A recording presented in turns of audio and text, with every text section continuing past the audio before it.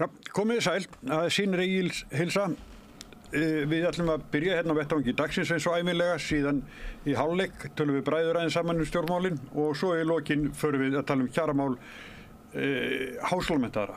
En við ætlum að byrja hérna á vettvangi dagsins, það Helga Vala Helgadóttir lögmaður, Helgi Seljan rannsóknarritstjóri á Heimildinni og Sólveig Anna Jónsdóttir formaður Eflingar. Mér langar að byrja í stjórnmálum dagsins aðeins. Þessi flokksráðsfundur hjá Sjálfstæðisflokknum var helgina og það greinilegt að þeir eru með einhverja pínu í sér, en líður ekki mjög vel og meira þess að gengur Bjarni svo langt hann allar í íhugastöðu sína. Helga Vala, fylgdist þið með þessu? Já, þú veist að ég náttúrulega, það eitthvað að mér sko. Ég satt heima og horfði á ræðuna. Já. Ég held að það hljóti að vera einhver heilkenni að gera slíkt þegar maður er komin út úr þessu sjálfur sko. En hérna já, ég hlustaði á ræðu Bjarna og fylgdist með svona því sem að gerðist í aðdragandanum. Sá heilsuðu auglýsinguna í Mogganum frá ungum sjálfstæðismönnum. Hún var merkileg.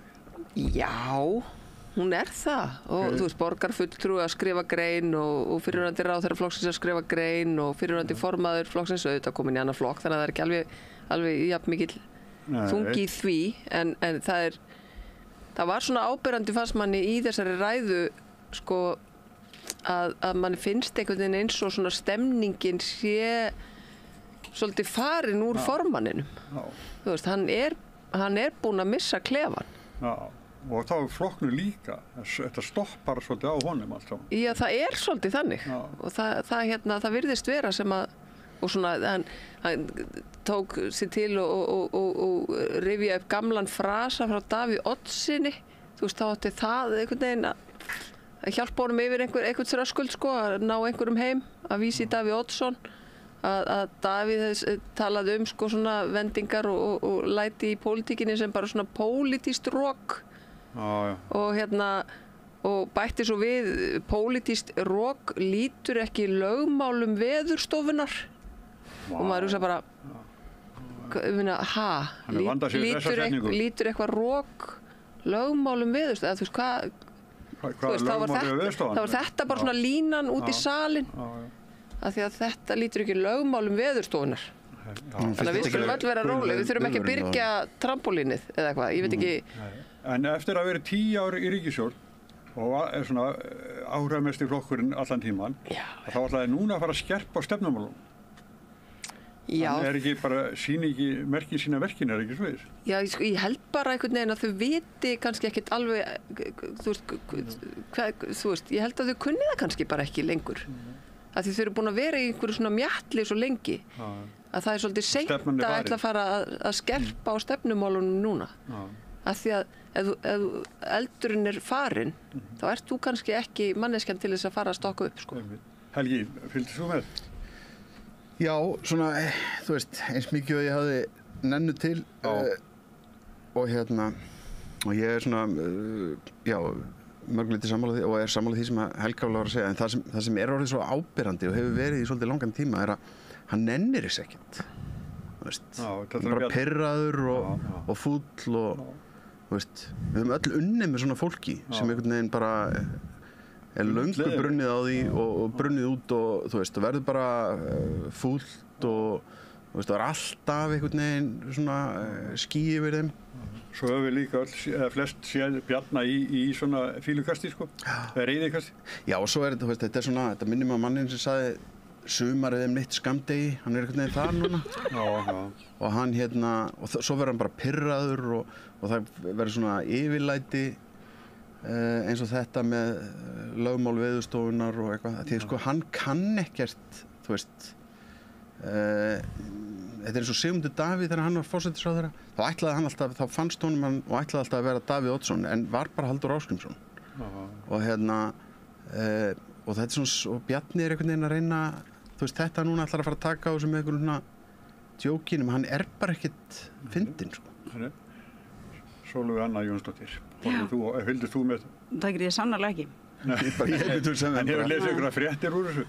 Bara eitthvað svona, þau eitthvað að koma saman og þú veist, vera cool. Nei. Ekki til að leggja mat á stöðuna?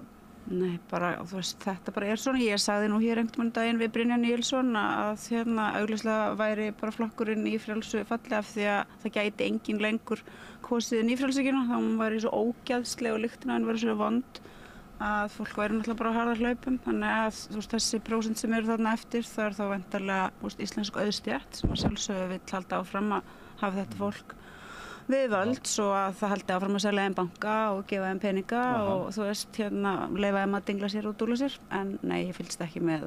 Hér sagði, fyrir viku sagði Ellert Tómas Ellersson núna í Miðflokknum, áður í Sjálfstæðisflokknum, hann sagði það að Sjálfstæðisflokkurinn einsmálsflokkur og það það að koma nógu miklu til hinna ríku. Sko þetta Hver Tómas Ellertsson? Hann var bæjarfulltrúi Miðflokksins í Árborg.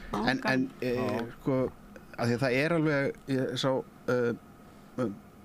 Elías Pétursson sem hefur verið sveitastjóri og var svona, þú veist, bara svona gæi sem var verktaki og þú veist, fór síðan eftir hrun og fór að læra viðskiptafræði og bara svona, hvað ég segja, svona, þú veist, gamaldags sjálfstæðismaður. Hann var að skrifa þetta á Facebook í gær sem ótrúlega áhugavert því alveg saman hvað manni finnst sjálfstæðisflokkin og nýfrjálshyggjuna, þá neglir hann þetta svolítið vel þegar hann að tala að sko að flokkurinn sé bara komin í þá stöðu að hann fyrst og fremst orðin komin í einhverja svona brjóstvörð fyrir stórkapitalið og málið að hann hefur, sko, ég veit að nú verður Sólveig brjáluð, sko, en hann hefur ekkert alltaf verið það, af því að hann hefur alveg haft hann hefur allavega getað snobbað niður fyrir sig, hann röngu hættur að reyna það, þú veist, þetta snúr, þú veist, það ekki eins og, þau reyni ekki eins og lengur að eins og Eller að lýsa, þau reyni ekki eins og lengur að láta eins og þau séu einhvern veginn að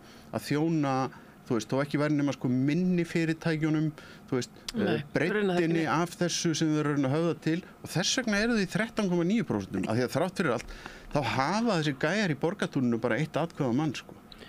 Já, það er einmitt eins og þú segir að því að sko þessi og það er talað borgartúni eystra, sko, ekki ég hef samt líka bara 1 atkvæði fyrir mér. Þessi almenni flokksmaður fyrirtæki eigandi með svona millistórt fyrirtæki sem eru auðvitað megin þorri fyrirtækja að hann, þú veist, kannski bara missa tenginguna við þetta batteri sem farið að snúast meira. Það upplifir að flokkurinn hafi svikið sig. Já, ég meina og þau eru að tala þarna bara af hverju eru þau ekki lengur að vinna fyrir okkur sem erum með fólk í vinnu og rökum fyrirtæki og eitthvað. Þannig að þau eru líka að missa þennan hóp. Já, ég meina þetta flokkur sem hefur, þú veist, það eina sem hann, sko, þú veist, hann hefur verið að reyna að fara í stríð núna í mörg ár við það einhvern veginn að reyna að afvopna samkeppniseftirlitið. Það síðasta vígið af þessum eftirlitsstofnunum, þú veist, og af hverju ætti flokkur sem að væri að þykjast vera svona borgaralegur hægri flokkur að vera að pönkast á samkeppniseftirlitinu? Og það ekkert smá, sko. Það meikar engan sens. Bjarni minnir mig svolítið svona bara Munkhausen, sko, hann alltaf reyna að rífa sig upp á hárinu. Það bara ekki möguleiki, hann það mikil sko, sem hann sokkin í. En Smári, þú lítur að fyrst náið með nágrönuðinum í Sjálfstæðisflokknum. Nei, ekkert. Í næsta húsi. Ekkert svo bara, fylgdist bara með fréttum og svona.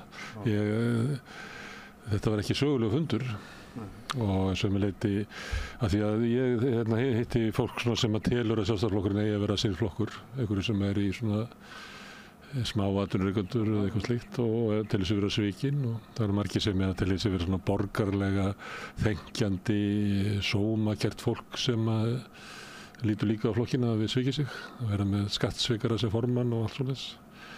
Maður átti sig líka á því að þetta var Sjálfstæðisflokkurinn sérkennilegt fyrirbrigði, hann var einhverju fjöldahreyfing og það var, hann náði að kljúfa verkalýðshreyfinguna því að voru bara verkafólk og láglaunafólk sem að studdi Sjálfstæðisflokkinn. Þetta svona afsprengi af bara fasisma og Mussolini og fyrirbrigðum og þetta hékk einhvern veginn saman á einhverju, ég upplifði bara hékk saman á einhverju lygi. Að halda saman þessu flokkur sem var raunverulega að berjast fyrir hagsmunum allra ríkustu fyrir auðveldið. birst fyrir kosningar eða verið með einhver mál sem að hluta af lágstéttinni hún upplifði að það væri verið að vinna fyrir sig og þannig var flokkurinn. En ég hef fylgst með þessu eins og þið að það eru alltaf fleiri og fleiri sem að skilgreina flokkurinn. Þetta er bara stjórnmálaarmur Samtaka atvinnulífsins og Samtaka atvinnulífsins er ekki lýðræðislegu vettvangur allra fyrirtækja í landinu. Það er bara stjórnin það er bara allra ríkasta fólk á landinu sem að stýrir þessu og þau eiga viðskiptaráð og þetta eru hugmyndasmiðjur flokksins. Og þegar ég var alast upp að þá voru svona hverfasamtök og ég vissi meira svo hvað það var þarna í Langholti, hvað húsið var. Verkalýðsráð Sjálfstæðisflokksins var alltaf hvað sem mönnum finnst fjöldahreyfing og hafði alveg Þeir hafðu það verkefni að bara hindra það að sósíalistarnir næðu verkalýðshreyfingunni. Já, en á móti þá voru þeir allavega þeir voru stórir af hvaða ástæði sem það þú veist, og þú veist, náðu máli inn í flokknum. Já, þetta var eitthvað svona. Ég man eins og talaði við Styrmi og hann var að segja það, já ég sá alltaf fyrir mér að þegar ég hætti Mogganum að ég færi bara að vinna í valhöll að einhverju svona hugmyndastarfi og eitthvað svona. Svo kom ég þangað að fyrsta lagi komst ég að því það var bara ekki hugmyndaleg degla að vinni. Og svo var mín var ekkert vænst því að þetta var bara ákveðið að fundu formansins með einhverjum PR-mönnum út í bæ og eitthvað svona. Þannig að þó svo að flokkurinn takist að ná 1200 manns í Laugardalshöllina á hvern landsfund, að þá held ég þetta sé ekki neini svona fjöldahreyfing eins og það var kannski einhvers staðar. Nei, mögulega er það ósanngjarnt að gera þá kröfu bara af því að samfélagið hefur breyst og við erum meira að horfa á YouTube heldur en að pæla í pólitík. Kannski er það að hluta til þess vegna. Ég bara svona eitthvað að reyna að vera sanngjarn En við getum ekki hort á valhöll. En það er engin stemning og það sem er engin stemning. Það er ekki forsetuna til að hafa stemmingu. Það er engin starf, það er engin hugmyndaleg degla. Þeir hafa svona undanfarin 20 ár sótt bara stefnuna til breska íhaldsflokksins. Það er ekki verið þannig að þetta sé einhver stefna sem er sprottuð upp úr íslensku samfélagi til þess að svara einhverjum, þú veist, því sem þarf að gera í íslensku samfélagi. Þeir eru engin svör við hvað að gera við húsnæðiskreppunni. Þeir eru, þú veist, jafnvel, þú nefndir fólk sem er að reka fyrirtæki og er með fólk í launum. Og það fólk er alltaf að koma og biðja hærri laun og stærsta ástæða fyrir að vera að biðja hærri laun er að húsaleiga og húsnæðiskostnaðir er alltaf að vaxa. Af hverju ætti flokkur sem að væri að berjast fyrir hagsmunum þessa hóps ekki að koma fram, við verðum að leysa húsnæðiskreppuna, annars mun verða uppreist inn í fyrirtækinu mínu, vegna þess að ég er bara á ekki fyrir því að borga hærri laun eða eitthvað, ég veit ekki það en þú veist, mér finnst bara flokkur hann næri ekki sem að ræða þetta Já, og svo sjáu þið líka, þeir svo fara þeir í það einhvern veginn að hlaupa í, þú veist lægsta samnefnarann sem er svona eitthvað að daðra við svona einhverja útlendingaandúð og svona blása undir þessa sem menn hafa kallað skautun í samfélaginu eða eitthvað og þeir hafa ekki svona trúverðileiki það fyrir utan það að þar eru þeir ekkert að tala inn í þetta svona hægri kratta borgarlega unit sem að þeir þurfa, þú veist, þannig að þá fara þeir bara að slást við miðflokkinn 10%. Þeir eru í engum tengslu við samfélag. Já, akkurat. Þeir geta ekkert ort nýja stefnu. Fyrir utan bara það sjá allir í gegnum það bull. Ástæðan fyrir því að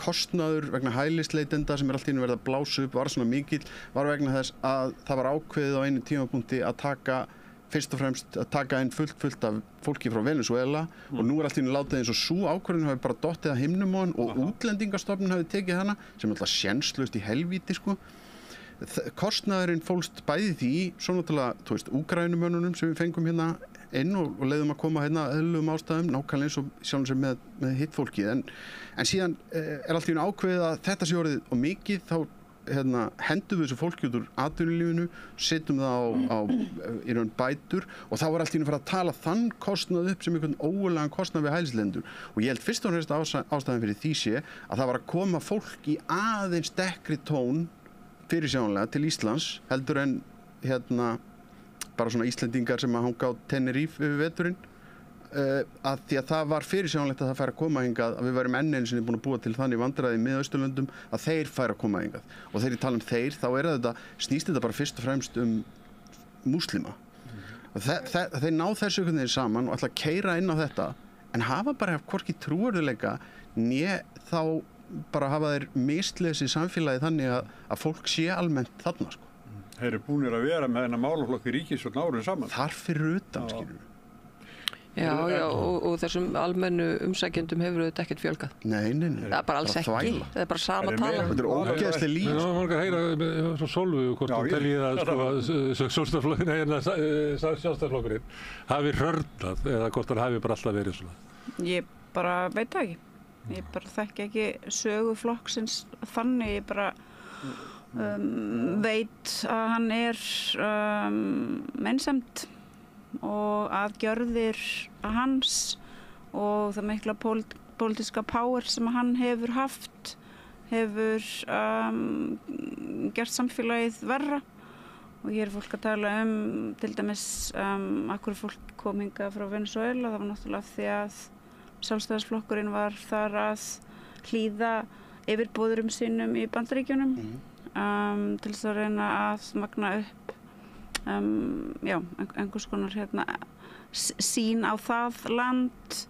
Ein af ástæðunum auðvitað fyrir því að flott fólk frá Úkraínu er að koma er einmitt að Sjálfstæðisflokkurinn eins og aðrir borgarlegir flokkar, hvort sem eru til hægri eða vinstri, hafa hafnað diplomasíu í alþjóðlegum samskiptum. Það má ekki reyna að semja frið, það má ekki láta stríð mögulega að taka enda þá að halda þeim gangandi með hræðilegum fórnarkostnaði fyrir saklaust fólk sem að þarf svo einmitt að flýja því að þú getur ekki búið í landi þar sem að stríðsátök eru. Sjálfstæðisflokkurinn hefur með efnahagslegri stefnu sinni og því mikla valdi sem hann hefur haft gert það að verkum að hér býr stór hópur kvenna og þetta kalla líka við bákjör fólks sem að þó vinnur fulla vinnu.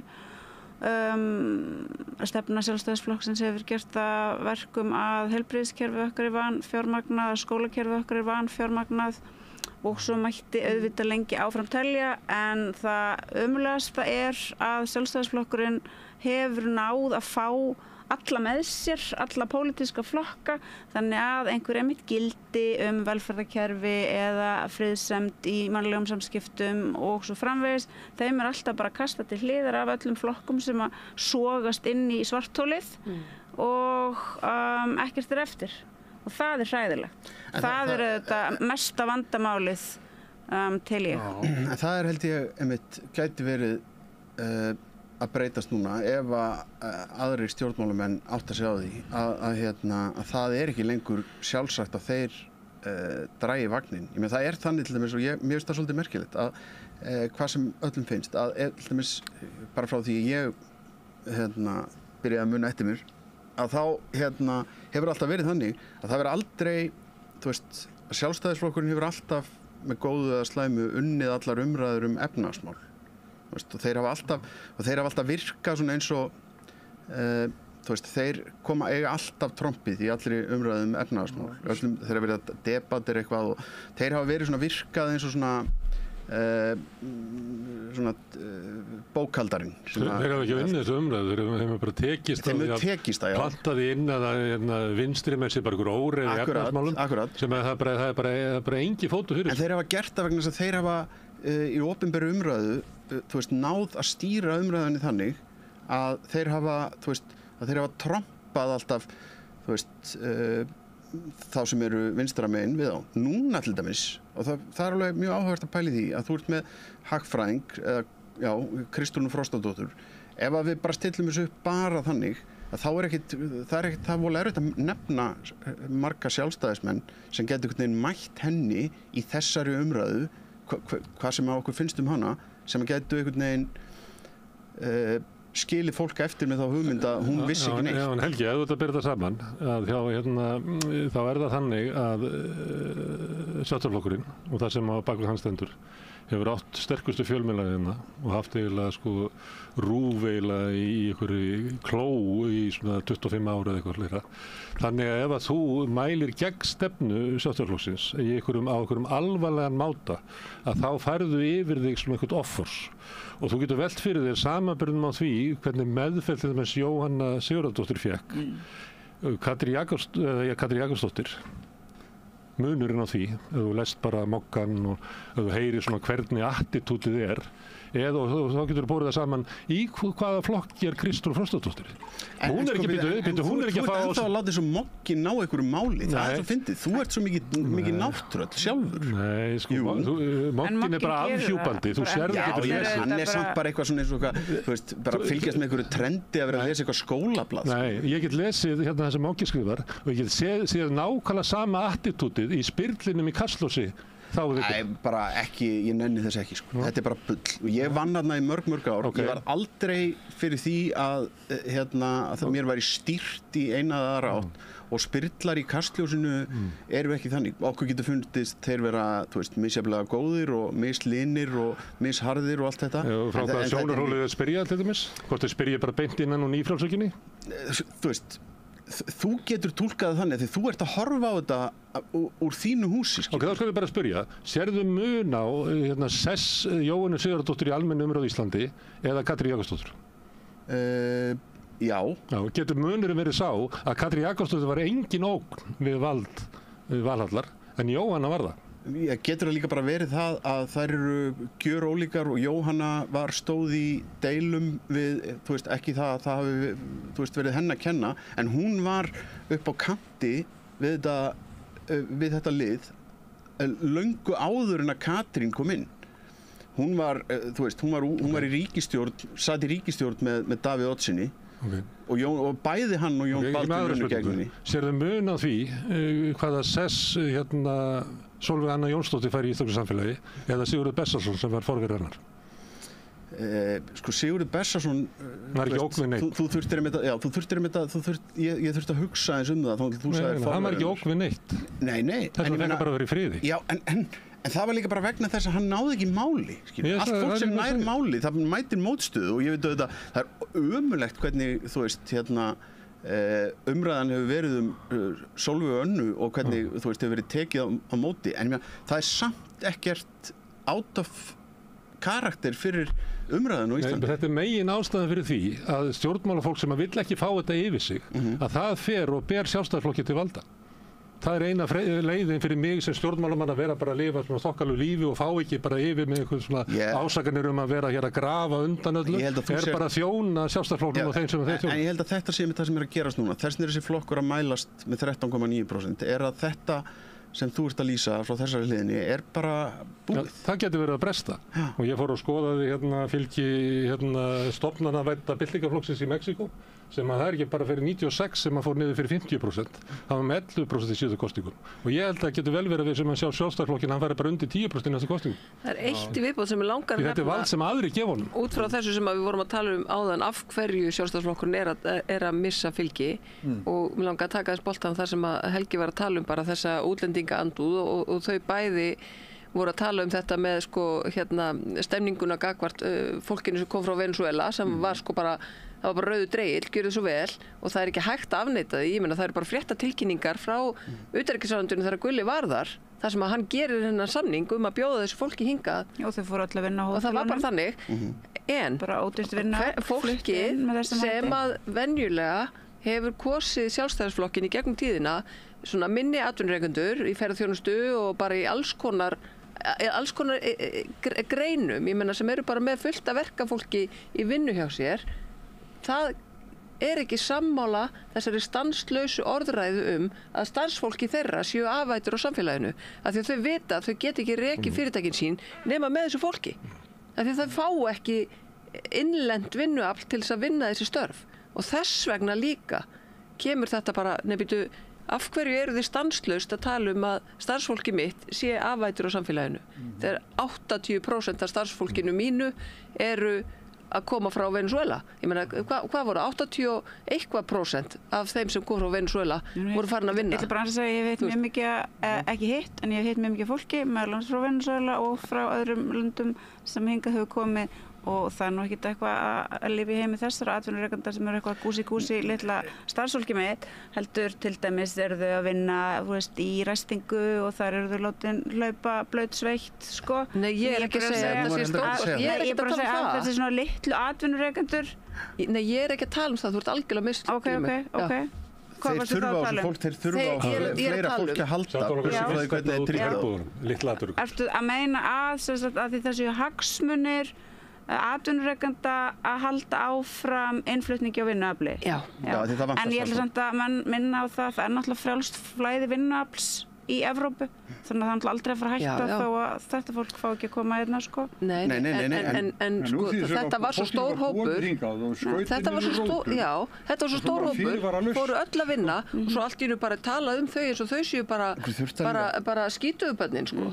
Þetta er auðvitað bara della. Við getum ekki rekið hérna samfélagið án þess að hafa fólk af erlendum uppruna inn í hjúkrunarheimilunum, þeir sem er að móta stefnu Sjálfstæðisflokksins í dag, þeir hafa bara engin tengsl í samfélagið. Þeir eru að skora einhverja keilur, þá er það bara að skjóta framhjá. Skjóta bara framhjá með þessum popúlisma. Það er bara þannig. En svo náttúrulega, einmitt, það var enn einu sinni og þetta hefur komið, þú veist, fram áður í ykkur svona að það kemur alltaf í ljós, þú veist, að þvert á allt, sko, að þá eru hlutfall útlendinga versus Íslendinga sem eru þiggja einhvers konar félagslegar bætur eða eitthvað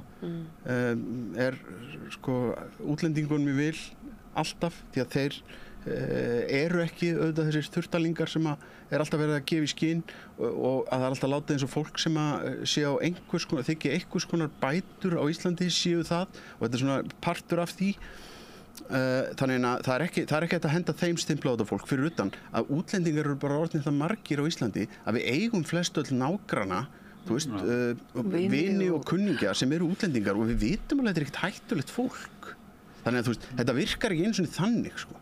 Þeir beita heldur ekki en málið er að þetta fólk á ekki vini mikið af vinum sem eru útlendingar. Þeir beita ekki rökum að þetta er staðan og innflytjendur hafa sko skemmt þetta svona mikið og þess að þurfa ekki. Þeir eru ekki að tala það. Þeir eru bara að spila inn á trúum að það sé svo mikil rasismi hérna í samfélaginu, þeir geta bara kveikt í því og þeir geti mögulega sloppið inn í 4 ár eða 8 ári viðbót á einhverju rasisma og þeir hafa áhrif, þú nefndir Kristrúnu, hún sá það fyrir sér að hún var að sækja vinnu sem stjórnmálum í Íslandi, að hún er einhvern veginn að beygja sig svolítið undir línu Sjálfstæðisflokksins en sko, ég ætla samt að segja sko af því við búum vissulega á eyju en við erum samt ekki land í pólitískum skilningi og allt sem er að gerast hér í pólitíkinni er náttúrulega það nákvæmlega sama er að gerast alls staðar, annars staðar á Vesturlöndum þannig að það er líka bara hér er þetta innflutt sko. Þar getur þú kannski fundið ykkur dæmi það er náttúrulega innflutt þar líka. Já, við getum tekið hérna í Þýskalandi þar sem Alternative for Deutschland sem vex mikið í austrinu sem var bara rænt af kapitalism í vesturinu og það sem var bara barið niður og framtíðin hvarf og þar sprettur upp svona einhverja hugmyndir en þar er líka við höfum ekki slíkt á Íslandi. Þar er líka að rísa upp öðruvísi pólitík sem er efnahagslega vinstri sinnuð en mögulega svona samfélagslega fremur íhaldssöm miðað við það sem svona hefur verið í gangi undanfarið og það á pottet líka eftir að gerast hér vegna þess að á endanum eru við alltaf að fást við efnahagsmál allt þetta fólk kemur hérna þau sem að mega koma hérna auðvitað til þess að vinna vegna þess að í löndunum heima hjá þeim er mögulega ekki sérstaklega góða vinnu að fá eða launin eru lægri en velferðarkerfi virkar ekki, þau geta kannski ekki fengið ókeypis dagvistun fyrir börnin sín eða mjög ódýra og svo framvegis fólki sem kemur hérna sem hælisleitendur kemur hérna vegna þess að gæðum heimsins er mjög misskipt Vesturlönd sitja á gullfjalli sem að þau auðvitað distributera mjög ósanngjarnt heima hjá sér en þetta fólk, þú veist, það er sprengt í tætlur það er arðrænt heimili þeirra eru einskisvirði nema bara sér þá hægt að græða eitthvað á þeim og svo sitjum við öll uppi með öll þessi vandamál og grunnurinn og rótin er ósanngjarnt efnahagskerfi heimsins þar sem eins og til dæmis innan Evrópu og innan Evrópu þar sem eina sem Evrópuverkefninu hefur tekist er að tryggja að eymdin sé einhvern veginn svona sem mest dreifist sem jafnast. Það má ekkert annað vera jafnt í samfélaginu, við eigum að sætta okkur við ójöfnum, en við eigum svona öll að taka á okkur svona jafnum mikla félagslega eymd í samfélagunum okkar. Það er pólitíska sýnin og þess vegna er kaos allstaðar, þess vegna hrynur fylgja Sjálfstæðisflokknum, þess vegna eru pólitískar einhverjar uppreisnir í Evrópu og víðar og við eigum ábyggilega eftir að sjá eitthvað mjög skrítið gerast hér. Ég bara trúði af öllu hérta. Áður ég sný mér að öðru, að þá ætlaði að segja ykkur að við vorum að flytja helgina og það kom ung fílípísk stelpa og hjálpa okkur. Og hún er upp hér á Íslandi eiginlega, en hún kom og hjálpa okkur og bara var mjög hraust og var hún bara svona góð? Já, hún var svona góð, já. Gott, bara nákvæmlega. Já, hún kom bara. Já, ég náttúrulega ekki það, maður á ekki að vera svona virtue signala með svona hluti, ég er ekki að gera það, maður á bara að vera virtuous og þá þarf maður ekki að virtue signala, en ég er í stöðum samskiptum einhvern einasta degi við félagsfólk Eflingar og í stjórn Eflingar er fullt af fólki allstaðar á heiminum í trúnaðarráði samninganefnd og þetta er að sjálfsögðu bara algjörlega frábært fólk, en þetta er fólk sem auðvitað kemur hérna til þess að vinna sem það sannarlega gerir við gríðarlega fjölbreytt störf og það rekur heimilin sín og er yfirleitt með mjög mikinn metnað fyrir því og svo kemur það samt og tekur þátt, mætir á alla fundi, skráir sig í samninganefndir, mætir gríðarlegan metnað til þess að gera kjarasamninga og mér finnst líka bara raunverulega áhugavert hvað að tala lítið um þetta að forysta róttækasta stéttarfélag landsins sem hefur náð raunverulegum árangri er aðflutt fólk. Það er alltaf látið eins og ég sé bara eitthvað svona forystan en allir þeir kjarasamningar sem við höfum gert undanfarið að lífskjarasamningnum undan skildum af því þá vorum við bara ekki komin með þetta mótil okkar og vorum að gera fyrstskipti kjarasamninga og það var bara mjög erfiða kringstæður en síðan þá hafa allir þessi kjarasamningar í hverjum einustu samningunum hefur risastór hópur, sérstaklega aðflyttara kvenna og þetta kalla líka, sem hafa bara brunnið metnaði fyrir þessu verkefni og þær hafa náð þessum árangri sem við höfum náð og kannski er það líka bara partur þá af þessum svona rasisma að þú veist það er auðvitað hættulegt að vera með stóran hóp af alþjóðlegu vinnuafli sem á bara að vera ekki með atkvæðisrétt, á bara að vera marginaliseraður og á bara að halda kæft og vinna og þau eru allt í einu komin með mjög öflugan og sterkan vettvang til þess að gera ýmislegt fleira, til þess að hafa áhrif, til þess að segja samfélaginu hvað þau vilja fá og til þess að reyna að ná því og stundum texta. Þannig það getur bara vel verið. Þú eru svo æst núna þegar ég hugsa. Mér finnst í alvöru að það eigi einhver að gera eitthvað fyrir þetta fólk. Ég var einhver helvits fálkaorð eða eitthvað. Bjóður sem konum á fucking Bessastöði, þessar Eflingar konur sem að passa börnin, hugsa gamla fólkið, þrífa, elda, halda samfélaginu gangandi og það er alltaf láta eins og það sé ekki þarna, samt er alltaf að byrjast myndir af þeim og þú veist, þeir eru þarna, gera eitthvað fyrir þær. Sýna þeim þá virðingu sem þeir eiga skilið. Þetta eru mest töff og duglegustu manneskjur sem ég bara hef á ævi minni kynnst. En Sjálfstæðisflokkurinn og Miðflokkurinn er haldið fram að þessar konur sé að grafa undan samfélaginu. Já. Almenna reglu í samfélaginu. Eru þau samt ekki að halda aðalega fram að hælisleitendurnir sé að gera það? Ég held að Sjálfstæðisflokkurinn sé ekki að tala um að það er að stoppa frjálst flæði vinnuafl sem að fara að gera það þá náttúrulega hann bara búin að ambjútera sjálfan sig vegna þess æmitt eins og þið voruð að segja og fyrir ekki miskildi á þann. Það þarf þetta vinnuafl. Kerfið þarf vinnuaflið. Þannig að ekki træðilega myndi gerast fyrir íslenskan kapitalisma en það að fólk mætti ekki lengur flytja en til að vinna. Það lítur að vera hræðilegasta martröðin að þeim öllum fyrir þetta fólk. En það sem ég átti aðan við sambandi við Kristrún og Katrínu annars vegar og svo Jóhönnu, það er þetta að taka fleiri dæmi, þetta er þetta að taka dæmi af Sólveigu, er að vald Sjálfstæðisflokksins í íslenskri pólitík er langt umfram við fylgjans. Það er það sem ég var að segja áðan og það er út af þessu að það er alltaf einhverjir, hvort sem það er vegna þess að þú veist að segja að fólk bara meikar ekki að takast á við ruglið og heldur einhvern veginn að þetta sé bara þægilegra eða þú veist hver sem ástæðan er að þá ertu alltaf komin bara á þennan stað þú ert eitthvað svona farin að hjálpa Sjálfstæðisflokknum að managea eitthvað svona ríkisfjármálunum. Já, og þá er það spurningin, ef að Sjálfstæðisflokkurinn missir vald sitt og hann dettur allt inn, hann er nú bara niðurlægjandi tímabili núna með 30% fylgi og þetta er bara niðurlægjandi og maður sér það sem var einingin sem var inn í flokknum sem var forystu hollusta og ekki að bera ágreining okkar á torg nema náttúrulega kannski Gunnars og Geirstímanum eða eitthvað svona, en meira og minna og þau kannist við gagnrýna frá hægri sem er kannski góðsögn að það veri alltaf verið yfirildi á vinstri mönnum og þessu, það veri meiri samildi á hægri mönnum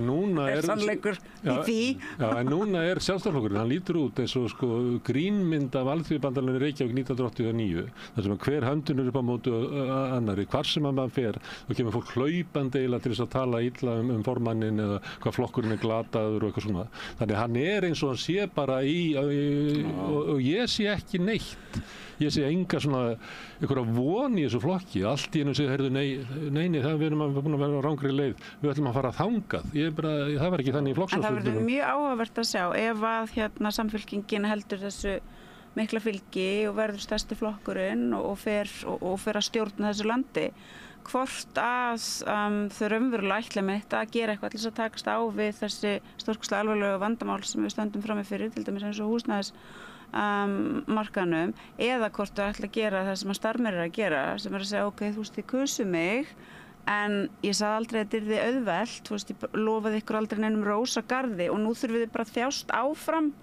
af því að ég get ekki gert neitt gott fyrir ykkur. Af því að ég beygi mig undir efnahagsstjórn Íhaldsflokksins. Af því að ég beygi mig undir að þetta sé bara the world order og þetta sé mitt hið eina sanna náttúrulögmál og það megi bara alls ekki trufla við því og það það sem hann að segja. Það bara hræðilegt að lesa þetta. Það ótrúlegt. Og það ætti að vera von okkar ef að Sjálfstæðisflokkurinn missir áhrifavald sitt, að það verði til ný pólitík sem snýst ekki það að þú sett að sækja vinnu á Sjálfstæðisflokknum. En sko núna í þessu ástandi sem Og við þurfum ekki alltaf að tala Sjálfstæðisflokkin, mikið verður það er rosalega gaman. Við byrjuðum og losnum ekki við það. Nei, við losnum ekki, við erum alltaf að tala eins og veðrið. Í þessu öllu saman, þá erum við í bara fáránlegu efnahagslífi með okurvexti langt frá verðbólgu og fólk bara að bugast og vissir hópar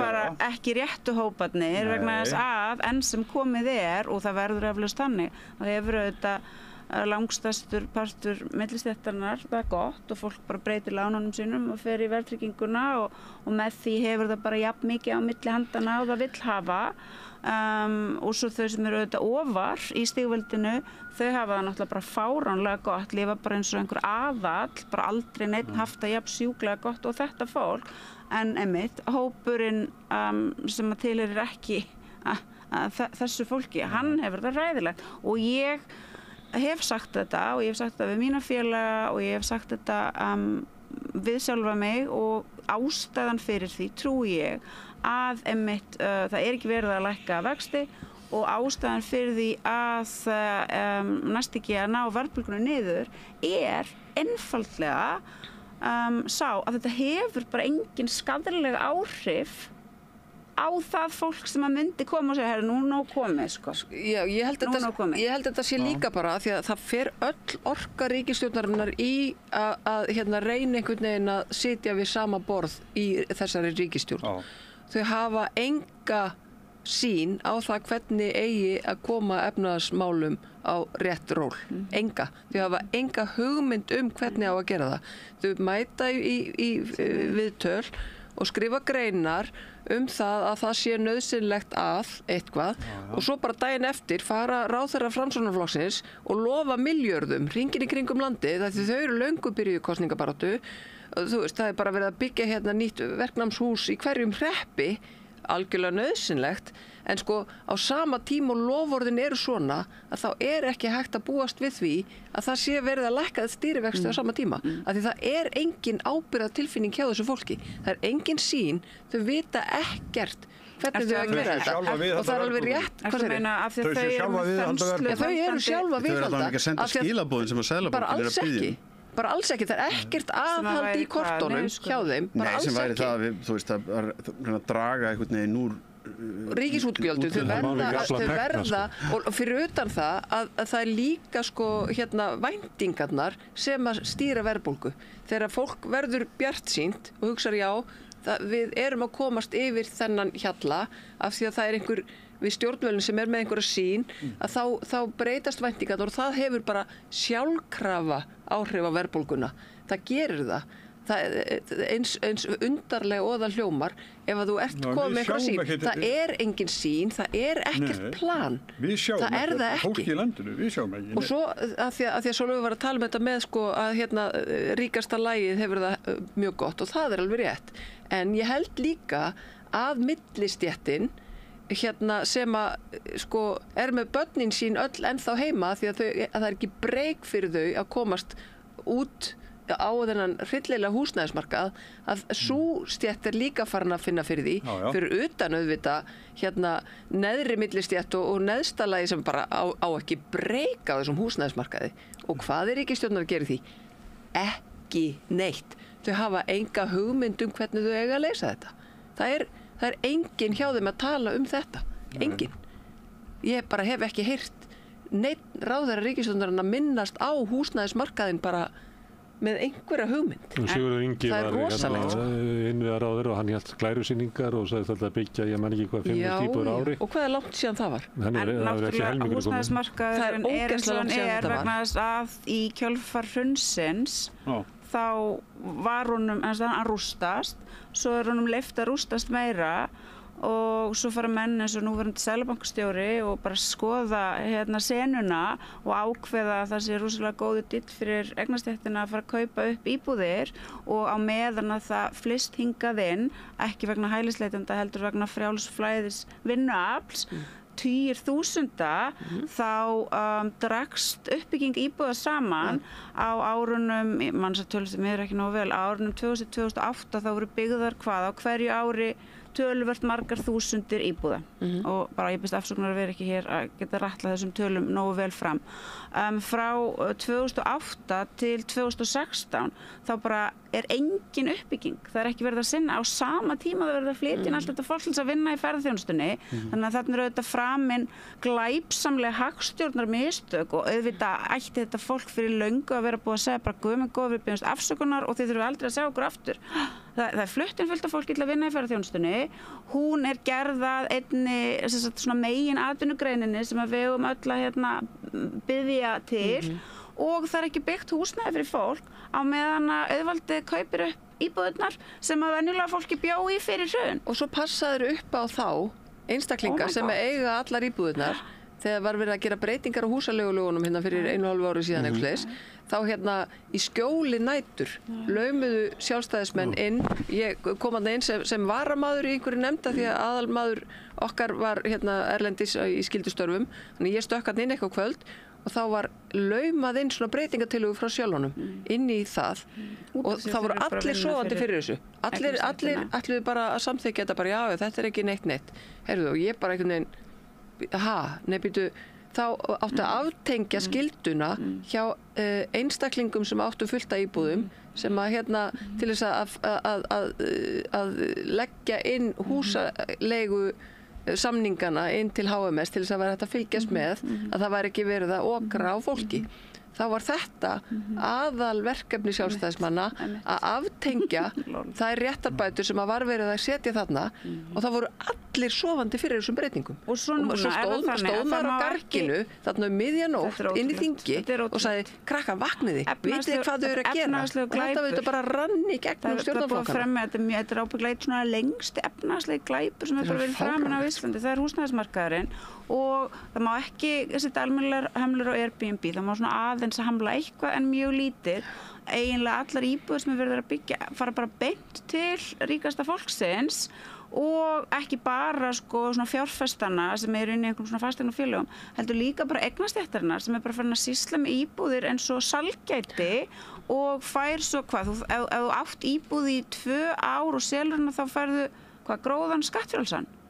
Hvað ógeðslega rugl er þetta og maður heyrir sögur af jafnaldrum barnanna minna sem eru innan við 30, einhverjir krakkar sem eiga fjölda íbúða af því að foreldrarnir eru búin að gefa þeim þær og þetta eru bara sannar sögur og maður trúir ekki sínum eigin eyrum.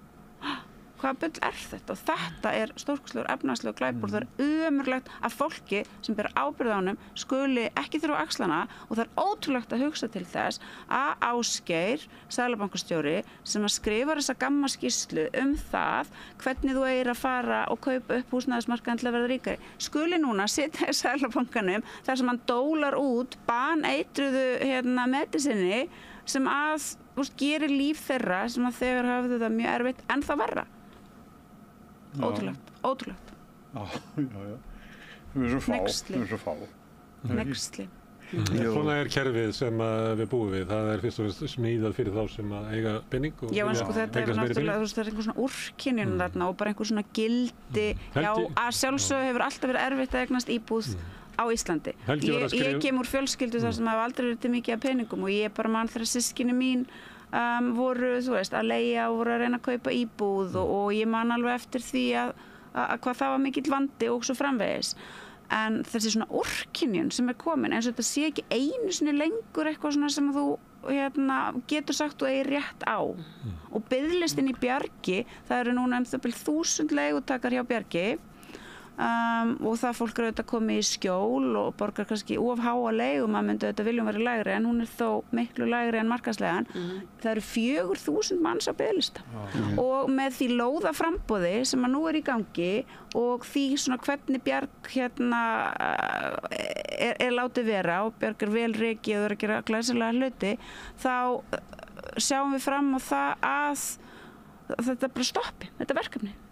Vegna þess að þau fá ekki lóðir og þau megi ekki byggja. Almenningur má ekki dreyma lengur að eigna sitt húsnæði eða vera í örygghúsnæði. En þegar ég var að nefna að ég vorum hvernig kerfin eru byggð upp og hverju þau þjóna það var leiðar í heimildinni sem þú skrifaðir, ekki, Helgi? Jú. Skattakerfið. Það var svona dróða upp að skattakerfið er eiginlega búið til, það er búin til er eiginlega bara til þess að leggja skatta á fólk með miðlungstekjur og þar fyrir neðan, að þeir sem eru með gríðarlega mikla tekjur, að skattkerfið er eiginlega hannað til þess að þeir borgi sem allra mista skatti, eða ekki? Ég meina, jú, það er bara, þetta er súrrealískt að sjá þetta, ég meina, tókum dæmi frá því núna í þessari álagningarskrá sem að koma út núna og því sem að var í fyrra, þá er þetta samtals, þetta eru 10 manns sem eru að innleysa 40 milljarða tæpa af hagnaði með því að selja útgerðir. Þetta eru 3 útgerðir held ég að 4 og þetta eru 10 manns og samanlagðar útsvarsgreiðslur þeirra til þessara sveitafélaga sem að í sömu tilfellum voru að selja kvótan út úr þessum sveitafélögum voru 18 milljónir. Þú veist, 18 milljónir, það er skipstjóri á Fáskrúðsfirði sem að borgaði á einu ári hærra útsvar heldur en allur þessi hópur. Og hvers vegna? Jú, vegna þess að þetta fólk er að greiða fjármagnstekjuskatt. Og það greiðir ekki útsvar af því það er einhverju hluta vegna og það er náttúrulega líka bara annað. Hvernig í andskotanum getur það verið að fólk sé ekki á hverju lifir þetta fólk oft. Men það er fólk hérna sem á hluti í stærstu sjávarútvegsfyrirtækjum á Íslandi, stærsta sem á að nafninu til, þú veist, 30% hluti eða eitthvað, sem að gefur ekki upp á sig laun. Á hverju lifir þetta fólk? Ég áhyggjur fjármagnstekjum. En það er heldur ekki að gefa upp á sig fjármagnstekjur, skilur við. Því það er líka þannig að þetta hlutafélagasystem er þannig, hlutafélögum hérna á Íslandi á ekki mörgum árum fjölgaðum 20%, tekjunum að þeim í ríkissjóð, það er lækkuð á sama tíma. Stærstur, ég held að sé 3/3 af þessum kallaðir eru rekstrarfélög sem er bara á góðri íslensku, þetta er bara fyrirtæki. 3/3 af þeim borgar hvorki tekjuskatt eða tryggingagjald. Þú veist, það eru með engan í vinnu. Nei, og þetta er bara skeljar. Já, oft er þetta bara fyrirtæki sem eru stofnuð það að taka við peningum til þess einhvern veginn og svo eru þau látin eiga sumarbústaði, þú veist, húsnæði, þú veist, og í þessum húsnæðum búa þetta eigendurnir. Þú veist, af því að svo er líka annað í þessu. Til dæmis ef að, segjum sem svo að ég væri að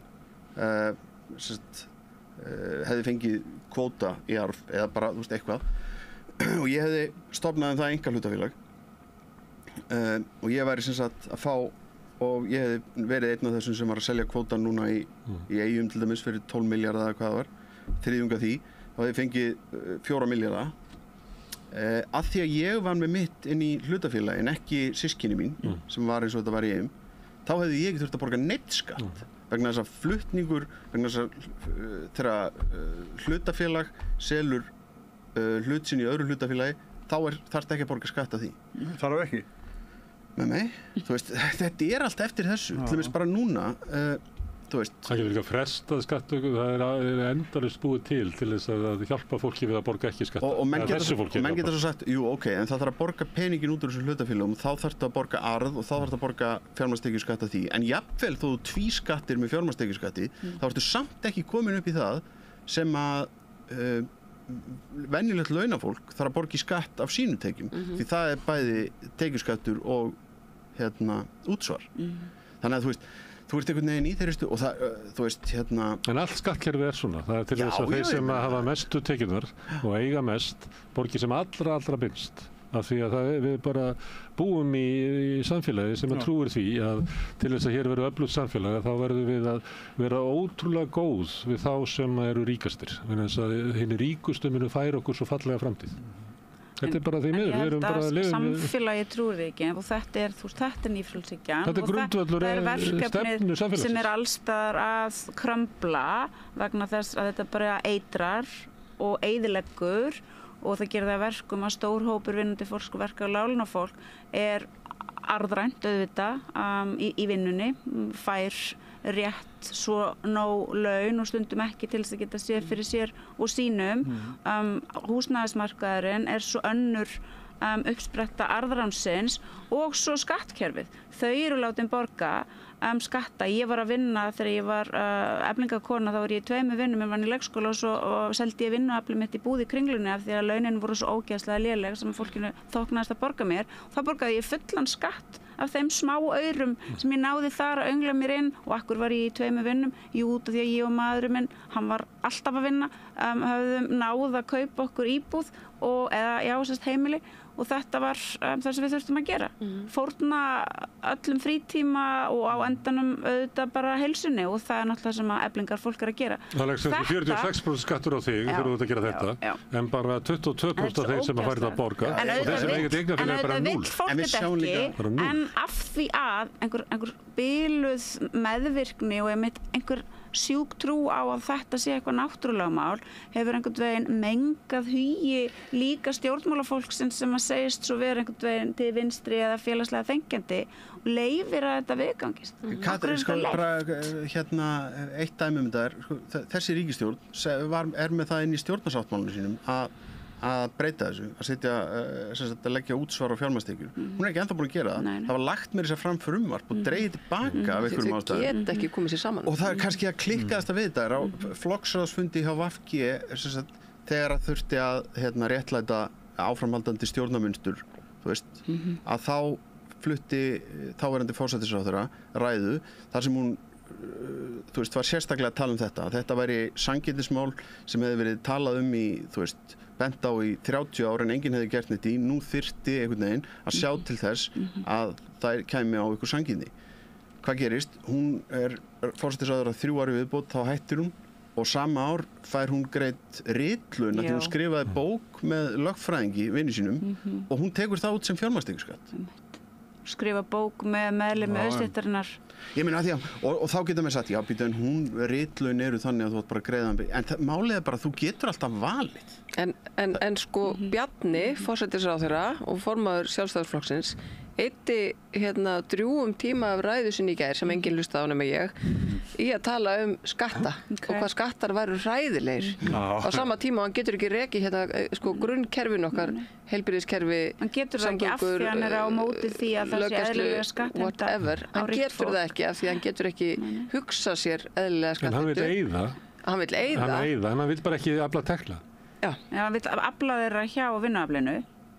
En hann hefur ekki ríkissjóð hann hefur ekki ríkissjóð halla í góðari og í verðbólgu sem að þú bara finnur engan mann á jarðríki sem hann segir að sem skísalegt en hann gerir þetta vegna þess að hann vill eyða en hann vill ekki afla tekna. Leiðin til þess að afla tekna að til dæmis að loka fyrir þessi göt sem að menn ná út í það sem er svo gagnsætt við þetta líka að hún Sanna sem borgarfulltrúi hún var orðin þreytt á að bíða eftir þessu og náttúrulega sá þetta eins og allir sem hafa unnið í sveitarstjórnum allt, ég meina Grímur Atlason, maðurinn Helgu, þegar hann var bæjarstjóri í Bolungarvík, þá áttaði hann sig á því að það var fullt af svona einhverjum mini-stórgróserum í bænum sem greiddi ekki einu sinni til sveitafélagsins nót til þess að það væri hægt að moka frá hliðinu á leikskólanum þar sem börnin þeirra voru á morgnana. Núna Sannar lagði fram tillögu í borgarstjórn þar sem bara að það yrði og auðvitað hefði það ekki verið hægt að gera það en það hefði allavega verið að senda mjög skýr skilaboð það að leggja útsvar á fjármagnstekjuskatt og hvert var viðbragð Sjálfstæðisflokksins? Jú, þeir væru á móti þessu vegna þess að þetta væri skattahækkun. En málið að jafnvel þú myndir hugsa þetta frá þeirra sjónarhóli að þá þetta þannig, ef þú færir að láta taka inn útsvar af þessu, þá ertu komið með meira inn sem þýðir þá að þú getur mögulega þá lækkað skatta ef það svona mikil trúarbragð en málið að þetta var skattahækkun á þá sem að minnst mega sín að mati þessa fólks og það er við þetta bara þannig þú veist það verður að þjóna þeim já, ég meina við sjáum þetta fínt núna í umræðinni eins og kemur fram í leiðarunum Áslaug Arna einhvern veginn stígur fram þegar ríkisstjórnin sem hún er í reyndar er nýbúin að samþykkja það að gera skólamáltíðir fríar og mönnum getur fundist hvað sem er þær og fyrir að tala að það sé ótrúlega ósanngirni vegna þess að þarna sé verið að koma niðurgreiða fyrir fólk sem að þurfi ekki á því að halda. En af hverju borgar það fólk ekki bara hærri skatta? Þú veist, og hvað ætlar að gera? Ætlar að tekjutengja skólamáltíðir? Hvernig ætlar að gera það? Ætlar að merkja börnin eða? Nei, þú lætur foreldrar skila skattfrádrátt í Bandaríkjunum árið tekjutengja skólamáltíðir. Það er ekki mjög einfalt Já, það er ekkert mál að gera það, en prinsipið nær ekki lengri en það á sama tíma í fyrra þá ákvað hún að fara að niðurgreiða starfsemi einkarekinna háskóla á þeirri forsendu að það væri eitthvað jafnréttismál fyrir nemendur og það mætti engin nemandi vera skilur Gaman að minnist á þetta því að það var enginn sem að ræddi þetta, nákvæmlega þetta í því samhengi þegar hún var að gagnrýna þetta með leikskóla. Svo lendur hún í vandræði með það að tala skólagögnin og bækurnar, krakkarnir farið svo illa með bækurnar, svo voru einhvern veginn farið að tala, nei, þetta snýst ekki um það, þetta snýst ritföngin, hvað, því að börnin er að naga blýantana, hvað ert að tala? Þú veist, og þetta er, þú veist, þetta er, og svona er þetta með allt, þú veist, það tók okkur, já, og reynur ekki okkur, heldur var það fyrirtæki sjálft sem tók ákvörðun það, að eitt stærsta fyrirtæki á Íslandi, ég held að sé annað stærsta fyrirtækið, hafði gert þannig samningu í Íslands stjórnvöld að það þurfti aldrei að greiða skatt eða bara kaus svo og það gerði það ekki fyrir að það var bara seimað nógu mikið til þess að það ákvaða að breyta systeminu sinu og fór að borga tekjuskatt þannig að núna á 20 ára starfstíma er álverið á Reyðarfirði búið að borga 300 milljónir í tekjuskatt það er bara vegna þess að þeir ákvaða að breyta bókhaldinu hjá sér og þá endaði með því þeir borguðu 100 milljónir í fyrra og 200 milljónir þessu ári. Þeir hefðu annars aldrei þurft að gera það og það var ekki eins og þrýstingur á þá að gera það. Má ég aðeins að þið verðum að tala útsvarið á fjármagnstekjur sem ég held að allir skilji en síðan er þetta með þessar skeljar sem eru EOF sem að einn erfingin geymir söluhagnaðinn af útgerðinni inn í EOF og þarf ekki að borga skatt. Það var fyrir hrun að þá var linnulausar ábendingar til íslenskra stjórnvalda að þeir yrðu að stoppa aflandsfélög sem eru raunverulega bara svona skeljar þar sem að þú geymir bara penningin í Panama til þess að komast út af skatti og það mann voru allstaðar í okkar heimsluta var búið að setja upp lög sem ef þú gerir þetta þá horfum við bara framjá því þetta er ekkert félag þetta er ekkert nema bara skel utanum hann við skattleggjum þig og þetta félag bara saman eins og þú sért bara Helgi Seljan það sama gildir og fólk þjóðfélög allstar í kringum okkur hafa gert það. Ef þú stofnar bara einhverja skél sem er eitthvað EHF bara til þess að geyma peningana eða lætur að kaupa íbúðina þina og reka þig en ert ekki minna tekjur að þessu að þá bara, já, þú mátt alveg hafa þetta svona en við ætlum að skattleggja þetta bara eins og þetta séu þína tekjur. Þannig að við skattleggjum þetta bara eins og einstakling. Indriði fyrirverandi Þorláksson, fyrirverandi skattstjóri, hann hefur svona verið að meta þetta og þetta eru 10 milljarðar. Þetta eru 10 milljarðar á ári sem að við ákveðum bara hverju ári, við skulum bara gefa þessu fólki þetta. Já, það er svo erfitt að eiga pening á Íslandi og þetta fólk er að gera svo margt og gott og þetta borgi ekki einu sinni neitt til sveitafélagsins og eitthvað svona. Þannig að við skulum ekki vera að pirra það með einhverju skatt að vera að taka þeim skattin. Þannig að gefum þeim bara kannski 40 milljarðar ári. Þetta er ákvörðun sem að stjórnvöld hafa tekið hér árum saman. Það vita allir sem vilja vita þessu að þetta er vandamál. Við sósíalistar bentum á þetta fyrir síðustu kosningar og margir bent á þetta. Indriði skrifað mikið þetta og þetta er bara, það liggur í augum uppi að það eru 40 milljarðar sem að við hendum bara út úr gluggan. Fjármálaráðan bara okkur að hendis út úr gluggan. Og við gerum bara ekkert í því. Og það er engin umræð á þingi, það er engin svona sem að segir, krakkar, sjáu ekki hvað er að gera. Samfylkingin hefur reyndar verið að benda á þetta líka. Núna nýlega, það var þetta komið inn í stefnuna þeirra. En það er líka annað sem er áhugavert í þessu, það er það að jafnvel þó við myndum gera, eins og ég var að grínast með þessum leiðara, fyrst að okkur auðnast ekki einhvern veginn að gera þetta svona, að við myndum þá bara gefa öllum eitt svona einkahlutafélag, þá getum við það ekki heldur. Að því að til þess að halda, þú veist, það kostar að græða, skilur. Af því að þú verður alltaf að hafa eitthvað svona lámarspening, þú veist, til þess að kaupa þér aflandsfélag, til þess að kaupa þér innlandsfélag, til þess að geta, þú veist, fengið endurskoðanda til þess að, þú veist, að aðstoða þig eða skattalögfræðing til að manupplúra með þetta, þú veist, þannig að þetta heldur ekkert sem að getur staðið sem stendur öllum til boða og það náttúrulega hætti ekki að gera það Nei, og auðvitað var ekki að standa neinu til boða en þetta er svo augljóst skilji. Við getum ekki lækkað sko skattana af lánafólkinu 40 milljarða. Við getum bara gert meira réttlæti. Þannig að kannski fólk sem á ekki fyrir mat út mánuðin að fjármálaráð ekki að hrifsa sko matin af borðum fjölskylduna síðustu 4 daga mánaðins bara til þess að fá einhvern pening til þess að geta gefið peningana vinnu sínu. Í norrænu velferðarsamfélagi á ríkið að fungera sem jöfnunartól. Það er eitt helsta grundvallar hlutverk stofnunarinnar ríkisins. Sú stofnun lýðræðislega rekin á að byggja skóla og spítala og hafnir og vegi og svo framvegis og svo á þessi stofnun að tryggja að skattkerfið virki sem jöfnunarkerfi vegna þess að þú ert með stéttskipt samfélag, þú ert með kapitalista og þú ert með millistétt, svo ertu með vinnuafl og ef þú ætlar að reka svona samfélag sem ekki einmitt bara eitthvað ógeðslegt einhver hryllingur eins og í Ameríku, þá þarftu að vera með sterkt velferðarkerfi sem að funnelar part af auðnum frá ríka fólkinu í gegnum skattkerfið til þeirra sem að vinna vinnuna og gera ríka fólki ríkt með vinnu sinni. Og hér er það öfugt, hér er bara svona sogað frá fólki og það er alveg sama, það geta komið eins og hjá Vörðu, endalausar kannanir þar sem það sést með skýrum hætti hver staða láglaunakvenna og barnanna þeirra er. Það geta komið fréttir það ár eftir ár að lífslíkur grunnskólamenntaðra kvenna séu að minnka. Það geta komið fréttir hversu hátt hlutfall láglaunakvenna þarf að fara inn í virk. Það geta komið fréttir örorkubyrði svokallaða hjá Gildi og núna til dæmis eitt nýtt plan hjá þessari ríkisstjórn af því þau eru búin að laga eitthvað til hjá sér í örorkukerfinu en þá ætla þau meðal annars að fjármagna þá 18 milljarðar sem eiga að fara ekstra inn í kerfið með því að minnka jöfnunarframlagið inn í lífeyrissjóðinn ætla að taka sem að mun ef það fer í gegn en við munum stoppa það bara það fer ekki í gegn það mun að gera það verkum að réttindi verkafólksins sem borgar í Gildi munu þurfa að skerðast 3-5%. Þetta er svona þannig að það er eiginlega bara ótrúlegt að við séum ekki öll bara komið með einhver svona massífa kulnun vegna þess að þetta er orðið svo klikkað ástand að þú getur bara bókstaflega ekki snúið þér neitt nema bara rekast einhvern veginn á hvert absúrditetið á fætur öðru og svo heldur þetta bara einhvern veginn áfram. Og svo verðum við kannski bara öll dofin, ég veit það ekki. En ég meina þetta er sama fólk og tala núna að tekjutengja skólamáltíðirnar sem að, þú veist, bara... Sem þau eru samt aldrei að fara að gera. Nei, aldrei nokkuð tíma. Þetta er ekki fólki sem eignatengdi eða tekjutengdi leiðréttinguna eða gjaldfrjálsa eða skattfrjálsa nýtingu og séreignarsparnaði.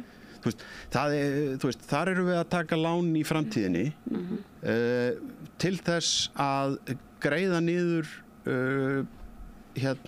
íbúðakaup og húsnæðiskaup fyrir að stærstum hluta fyrir efnaðasta fólk á Íslandi og það er svo skrítið að þið afsakið að það þarf alltaf maður þarf alltaf að hljóma eins og einhver gargandi kommunisti þegar maður ræðir bara svona basic hluti í þessu landi. Þú ert að ræða efnahagsmál, þú bara endur alltaf sem ef þú ætlar að ræða það Sá sem gerir kröfum efnahagslegt réttlæti hann er kallaður argasti kommunisti. Það er þetta drottnunarvald sem ég var að tala um áðan. Þannig að sættuðu bara við það og halda áfram að benda á það er líka að þetta tala um umræðina. Ég var svo brjálaður yfir því í vikunni sem ég er nú með mikið jafnagið eins og flesti vita að ég var að lesa Viðskiptablaðið sem að þar er eitthvað svona nafnlaus dálkur sem að Trausti Hafliðason hlýtur að skrifa því að hann er ritstjóri blaðsins það sem er svona í ótrúlegum tón verið að tala um það að það var verið að opna neyslurými rétt hjá okkur og það var verið að tala þar um að opnunatíminn þar væri frá 10 til 4 á daginn alla dagar nema föstudagar á virkundum þá væri opið til 2 og þá fóru þeir að svona að segja, já það er auðvitað vegna þess að það er náttúrulega stytting vinnuvikunar hjá opinberum starfsmönnum verður til þess að þetta er ekki hægt. Þessir drullusokkar átta sig náttúrulega ekki á því að fæstir af þeim sem eru að vinna í þessu neyslurými eru ríkisstarfsmenn fyrir það fyrsta. Þeir eru starfsmenn Rauða krossins og þetta er fólk sem að sko fyrir klukkan 8 á morgnana er búið að vinna betra starf heldur en þessum mönnum auðnast, þú veist, á allri starfsæðinni. En til þess einhvern veginn ekki að sparka því opinbera starfsmenn, af því þeim finnst það alltaf svo töff. Og að tala um opinberi starfsmenn, þeir hafa árið svo gott. Þeir gleyma alltaf að tala um það, að það var samið um það, þeir sömdu um það fyrir ekkert svo mörgum árum síðan, að skerða lífeyrisréttindi opinbera starfsmanna gegn því að þeir fengju launahækkun, en síðan þeir eru alltaf búin að snúa sér frá samningaborðinu þegar þeir fara að tala um þetta og þess vegna verður þetta svona einhverju möntru og þá er þetta, pældi, það er að nota eitt veikasta hóp í samfélaginu til þess að berja á opinberum starfsmönnum. Hversu ógeðslega smá kelsóttur getur þú verið? Þú veist, það er engin botn. Þvílíkt hyski. Það er engin botn. Og ef þessi tónn sem þeir eru með þegar þeir eru að skrifa svona nafnlausu pistla svona svo ótrúlega heimskulegur og illgjarn og rætinn og svo trashy að það er ótrúlegt. Já, og þetta að vera að berja, þú veist, það er eitt að níðast á smælingum, en það er eiginlega ennþá aumara þegar þú ert að nýta þau smælingja til þess að berja á einhverjum sem þeir hendar ekki. Já, nota þá sem kilfu. Þetta eru menn í heilugu stríði. Bókstaflega. Þátturinn í sjálf sér komin að enda. Já, nú þetta er típist fyrir ykkur. Loksins er eitthvað fyrir að tala. Það er regla hérna þegar eitthvað segir þetta sé hyski að þá er ekkert við það að bæta. Sko. Nei. Þetta er einmitt dæmigert fyrir Ísland. Þegar kemur, ef einhver hefði setið hérna úr þessum flokki sem var að halda fundin í gær, þá hefði hann pottitt farið að segja, svona segir maður ekki.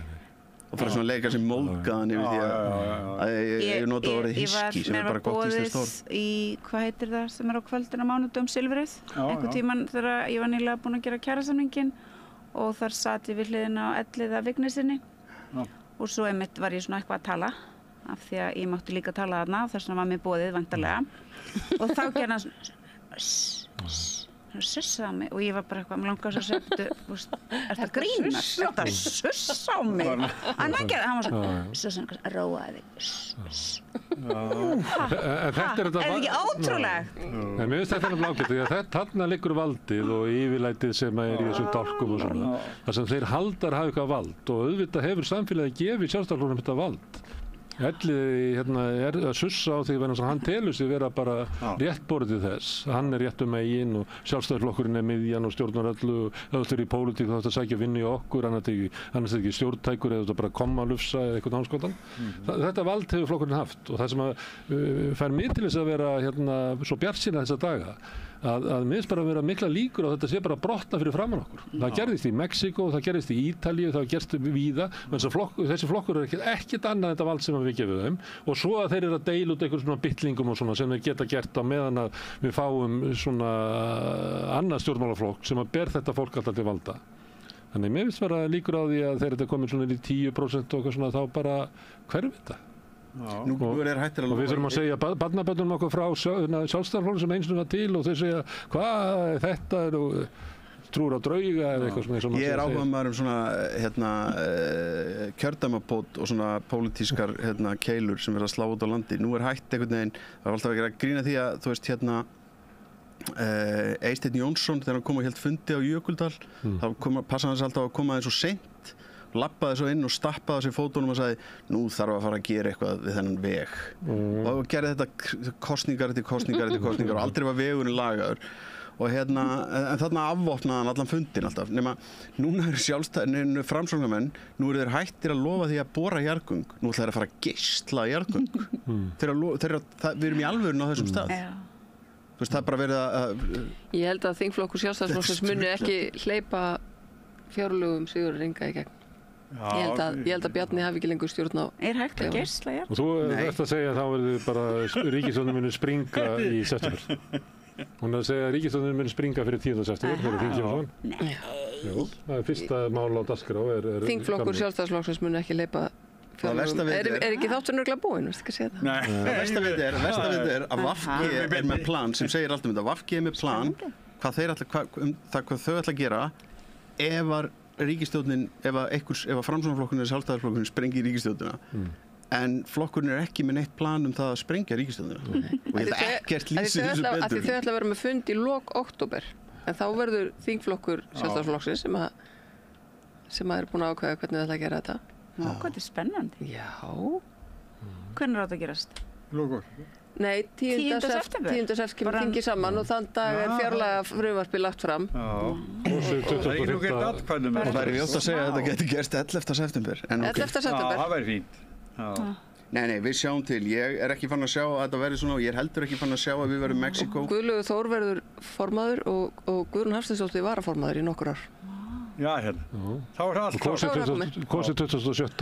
október. Þetta er ótrúlegt. Það er svo margt svo áttum eftir að tala um. Við ætlum að tala um skýrsluna frá Vörðu stöðu fátækra kvenna. Já, en ég talaði svo rosalega stutt. Þið talið svo rosalega mikið.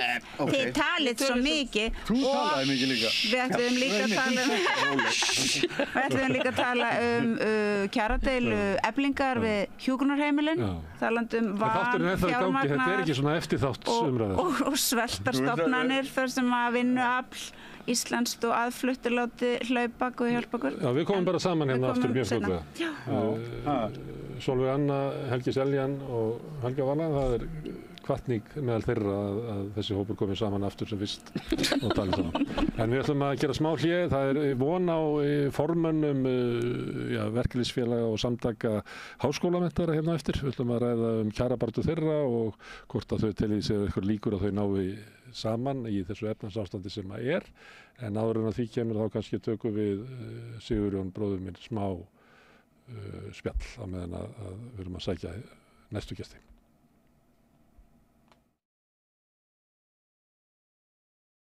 Gerist áskrifendur á samstöðinni og taki þátt í að byggja upp öfluga og róttæka samfélagsumræðu. Þarft hann að tala borgarfulltrúa. Borgarfulltrúar Sósíalistaflokksins eru með viðtalstíma alla mánudaga klukkan 13:30 til 14:30. Það þarf ekkert að bóka tíma, endilega kikið við í Bólholt 6, 105 Reykjavík. Allir þættir samstæðuverinnar eru á YouTube. Með því að ganga í leigjendasamtökin styður þú baráttu leigjenda. Leigjendasamtökin eru fyrir öll þau sem vilja vinna að réttlæti og öryggi á húsnæðismarkaði. Leigjendasamtökin.is. Ertu á leið heim úr vinnu? Stilltu á FM 89,1. Segðu það á samstöðinni. Samstöðin er í eigu hlustenda, áhorfenda og lesenda. Sláist í hópinn og gerist áskrifendur.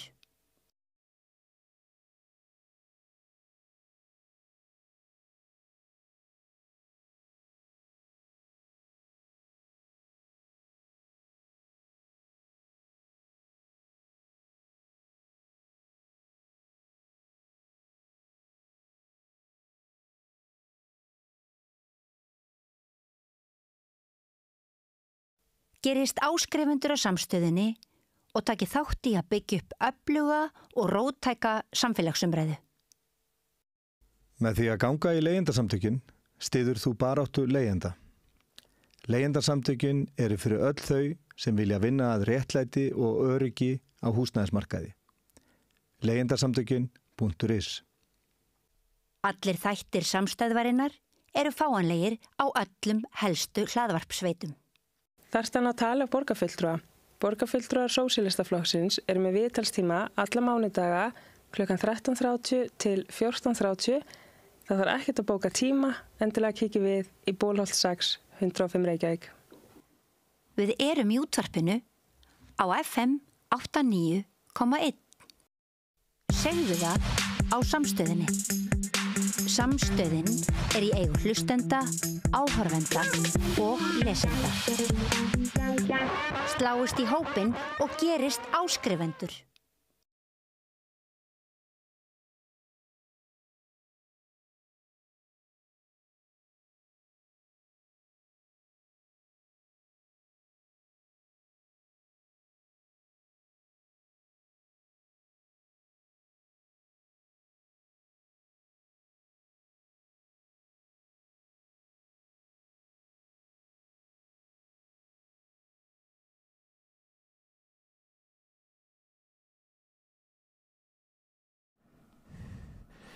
Já, eins og við vitum að þá var samið hér á almennu vinnumarkaði í síðustu áramót og svo hafa BSB og svona hluti af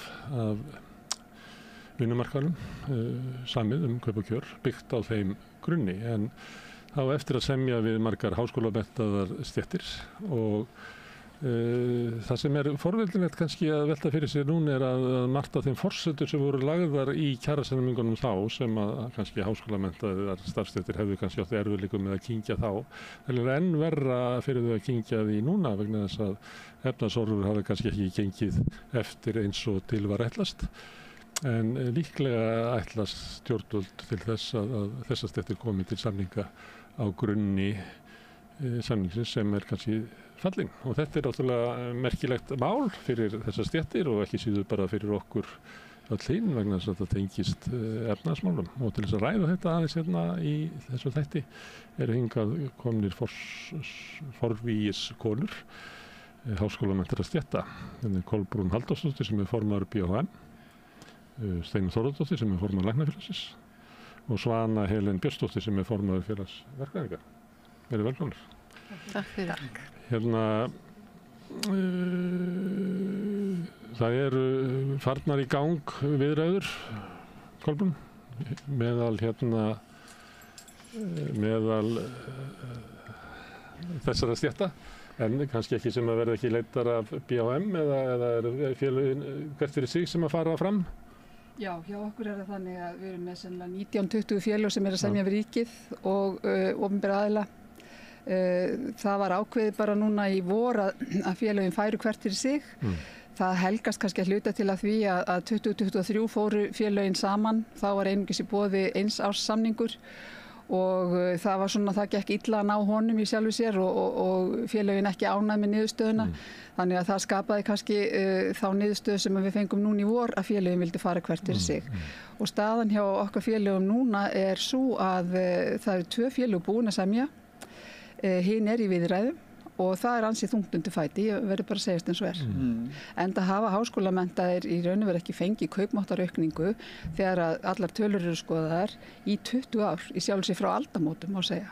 Og þetta bara orðið alveg óviðunandi og ólgan hefur bara vaxið og fólk farið að kanna verkfallsvilja og annað skilurðu, þannig að það bara komið út í fólk farið að skoða alvöru aðgerðir. Og niðurstaða komin í þeim könnunum hvort það sé verkfallsvilji? Hjá sumum félögunum, ekki öðrum. En það greinilegt að hann til staðar sko, en það misjans svolítið eftir félögum, það fer náttúrulega eftir hvort félög eru með verkfallssjóði og hvernig þau standa vígi hvað það varðar. Já, það sé oft vanmetið sko vilji fólk til þess að fara í átök.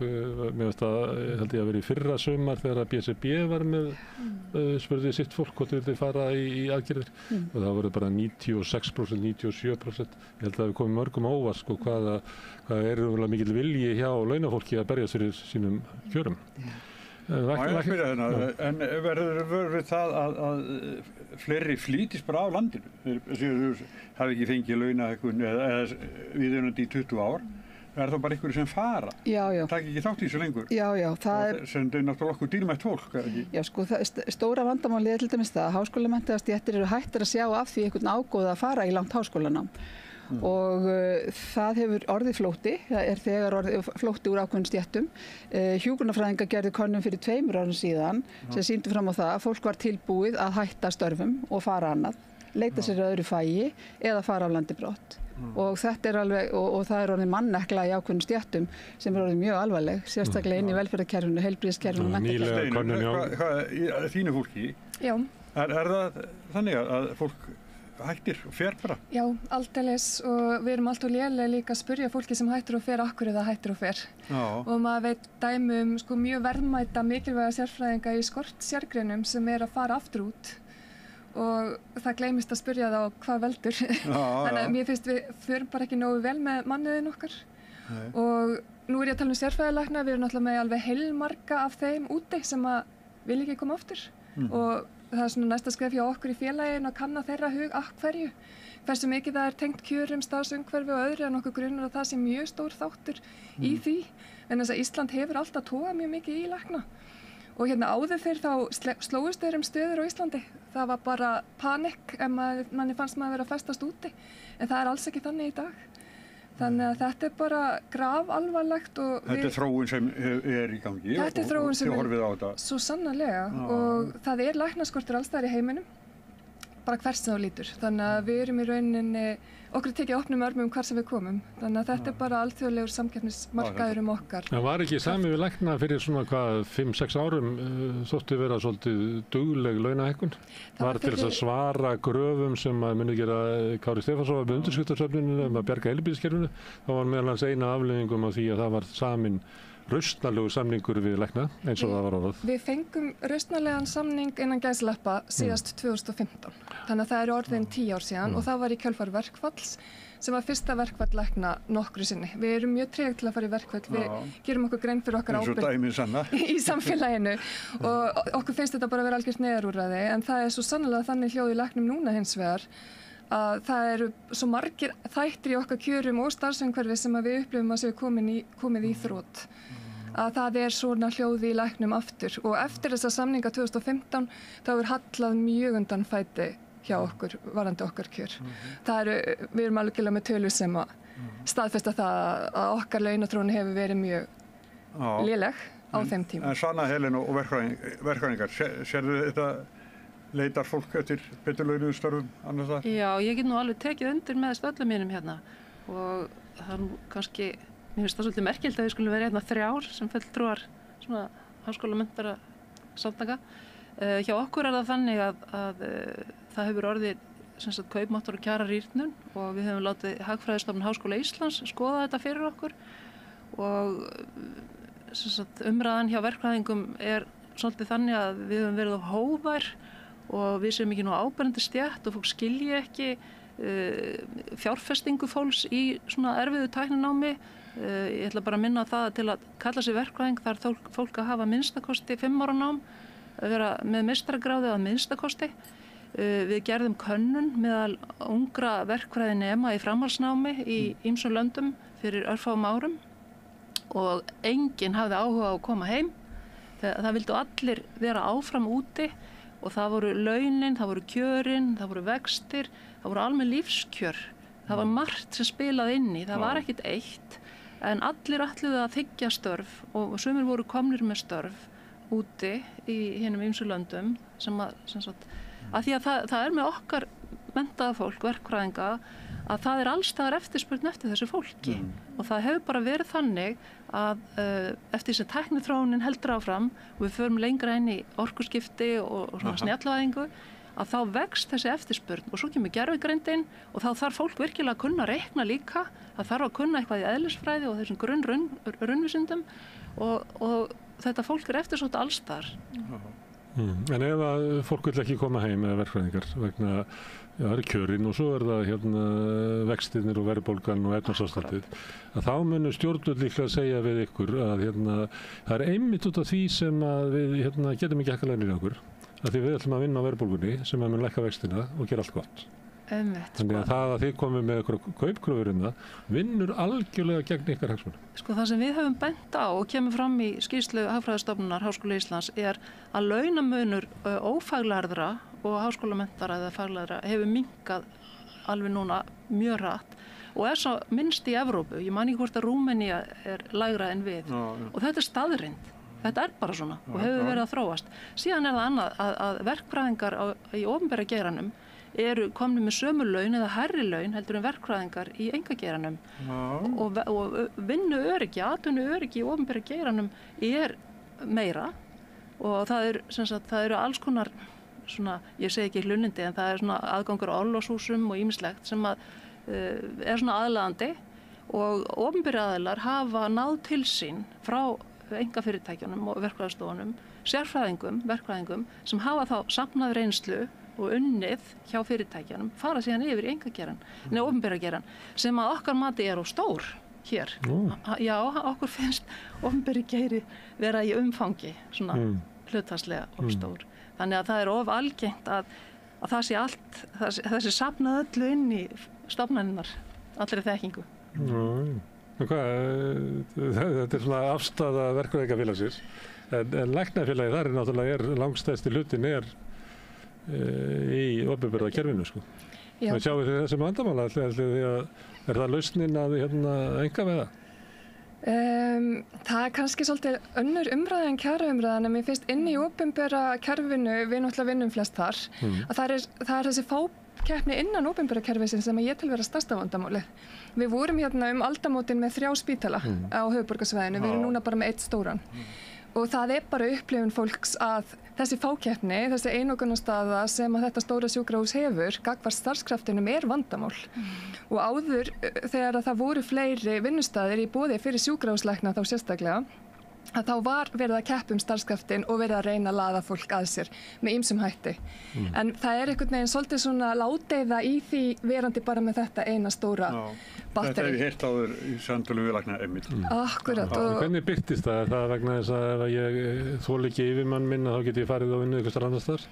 Eða er þetta bara kaup og kjör sem að verði lakari með því að hafa bara 1 drottnandi spítala? Já, það er þannig og það er líka þannig að við teljum að það sé ekki verið að fara eftir kjarasamningum, að spítalinn sé ekki að túlka kjarasamningana eftir orðana hljóðan eins og það að við eigum að fá 4 yfirvinnutíma ef við hoppum til og tökum aukavakt með minni en 24 tíma fyrirvara. Þetta stendur skýrt í kjarasamningnum. Spítalinn hefur framkvæmt þetta svona árum saman þangað til allt í einu gerði það ekki. Hætt að borga okkur þetta. Já, sem lágmark 4 tímar, eða ekki? Nei, maður fær 4 tíma. Alltaf ef þetta er 24 tímar eða minna, fyrirværin á því að þú þarft að taka eitthvað aukalega að þér, aukavakt sem sagt. Og þetta hefur alltaf verið túlkað eins og orðin hljóða fram að því fyrir nokkrum árum það allt í einu ákveður spítalinn einhliða að þetta sé ekki, orðin þýðir ekki þetta. Þetta eigi við aukavakt sem ég get ekkert útskýrt vegna sem ég skil ekki hvernig maður getur túlkað það svoleiðis. En það þýðir ekki, þetta er bara einu vinnustaðurinn, hann setur bara niður hælana. Við getum ekki kosið með fótunum gegn svona fyrirbærum og það eru fleiri dæmitir eins og yfirvinna. Það er ekkert þak á álagi á lækna. Það er ekki tilneitt sem heitir þetta eru of margir sjúklingar, þetta er of mikið álag, þetta er ekki öruggt, nú þurfum við að setja stopp. Það er hægt að hrúa á okkur álagi stöðugt. Og hafandi starfa á spítala til dæmis yfir sumarleyfistíman þar sem eru margir í leyfi að þá er maður kannski með 3-falt vinnuálag við það sem er venjulegt. Og það er ekkert sem segir hvað má þetta vera mikið áður en þetta fyrir að vera hættulegt og hvað er eðlilegt að hrúa miklu álaga eina mannesku. En sko, og það þýðir náttúrulega bara það að þú nær ekki að klára vinnuna innan þína 8 tíma vinnudags og þú þarft að vinna fram yfir það augljóslega og þá hefur spítalinn líka ekki verið að greiða fólki fyrir þá yfirvinnu þannig að það er bara okkar eigin það er svona gjöf okkar til samfélagsins. En hvar standa samningaviðræðurnar? Þú náttúrulega fylgist með þessum félögum. Já, læknarnir eru búin að vísa sinni deilu. Já, fyrir 4 mánuðum vísuðum við okkur og við erum búin að vera hjá sáttasemjara núna í 4 mánuði. Og hvernig viðbrögð fáið? Sko ég myndi segja að það væri bara, það er fínn gangur í þessu, það er vilji til þess að reyna að leysa, það er nefnilega svo margt sem er að. Og við erum kannski svolítið sérstakri stöðu hvað það var að það er bara svo margt sem að þarf að leiðrétta. Og þetta er svona langtíma uppsafnaður vandi og við erum að reyna til þrautar núna að leiðrétta ýmis atriði sem hafa legið mjög þungt á læknum mjög lengi. Atriði eins og þú varst að nefna núna eins og þetta við yfirvinnu og... Já, meðal annars. Og vinnuaðstöðu líka, í? Jú, vinnuaðstöðu. Við viljum fá ykkurs konar línur inn í samningana hámarksálag og þá ef þú ætlar að píska fólki svona út að þá sé komið til móts við það með ykkur hætti kjaralega að þetta sé ekki bara þannig að þú mannar vinnustað, þú ert með mörg stöðugildi ómönnuð og sparar þar af leiðandi háar fjárhæðir en þú lætur einstaklingum sem eru í vinnu sinna allir þeirri vinnu sem fellur til oft við bara mjög erfiðar aðstæður. Þannig að við viljum bara fá það líka inn í okkar kjarasamninga að það sé ekki hægt að spara með þessum hætti. Að þá þeir sem að... Hvað gerir þau ef það koma bara sjúklingar, veikir sjúklingar sem þarf að sinna? Já. Þá bara treysta á góðmennsku ykkar og vilja til að... Það er bara algjörlega þannig. Já, og ég meina við hlaupum ekkert frá okkar verkefnum augljóslega, þessi verkefni er ekki þess eðlis. Og ég hopp ekkert út klukkan 4 ef það er allt í kaldakóli vegna þess að þau ætla ekki að borga mér yfirvinnu. Ég er áfram. Þetta er alveg vitað. Og mér finnst ekki, það er verið að svína okkur með þessu. Já, og þetta er ekki falleg framkoma gagnvart starfskrafti að vita, ég meina, hún mun gera þetta ókeypis, skilur, þú veist, hún er ekki að fara.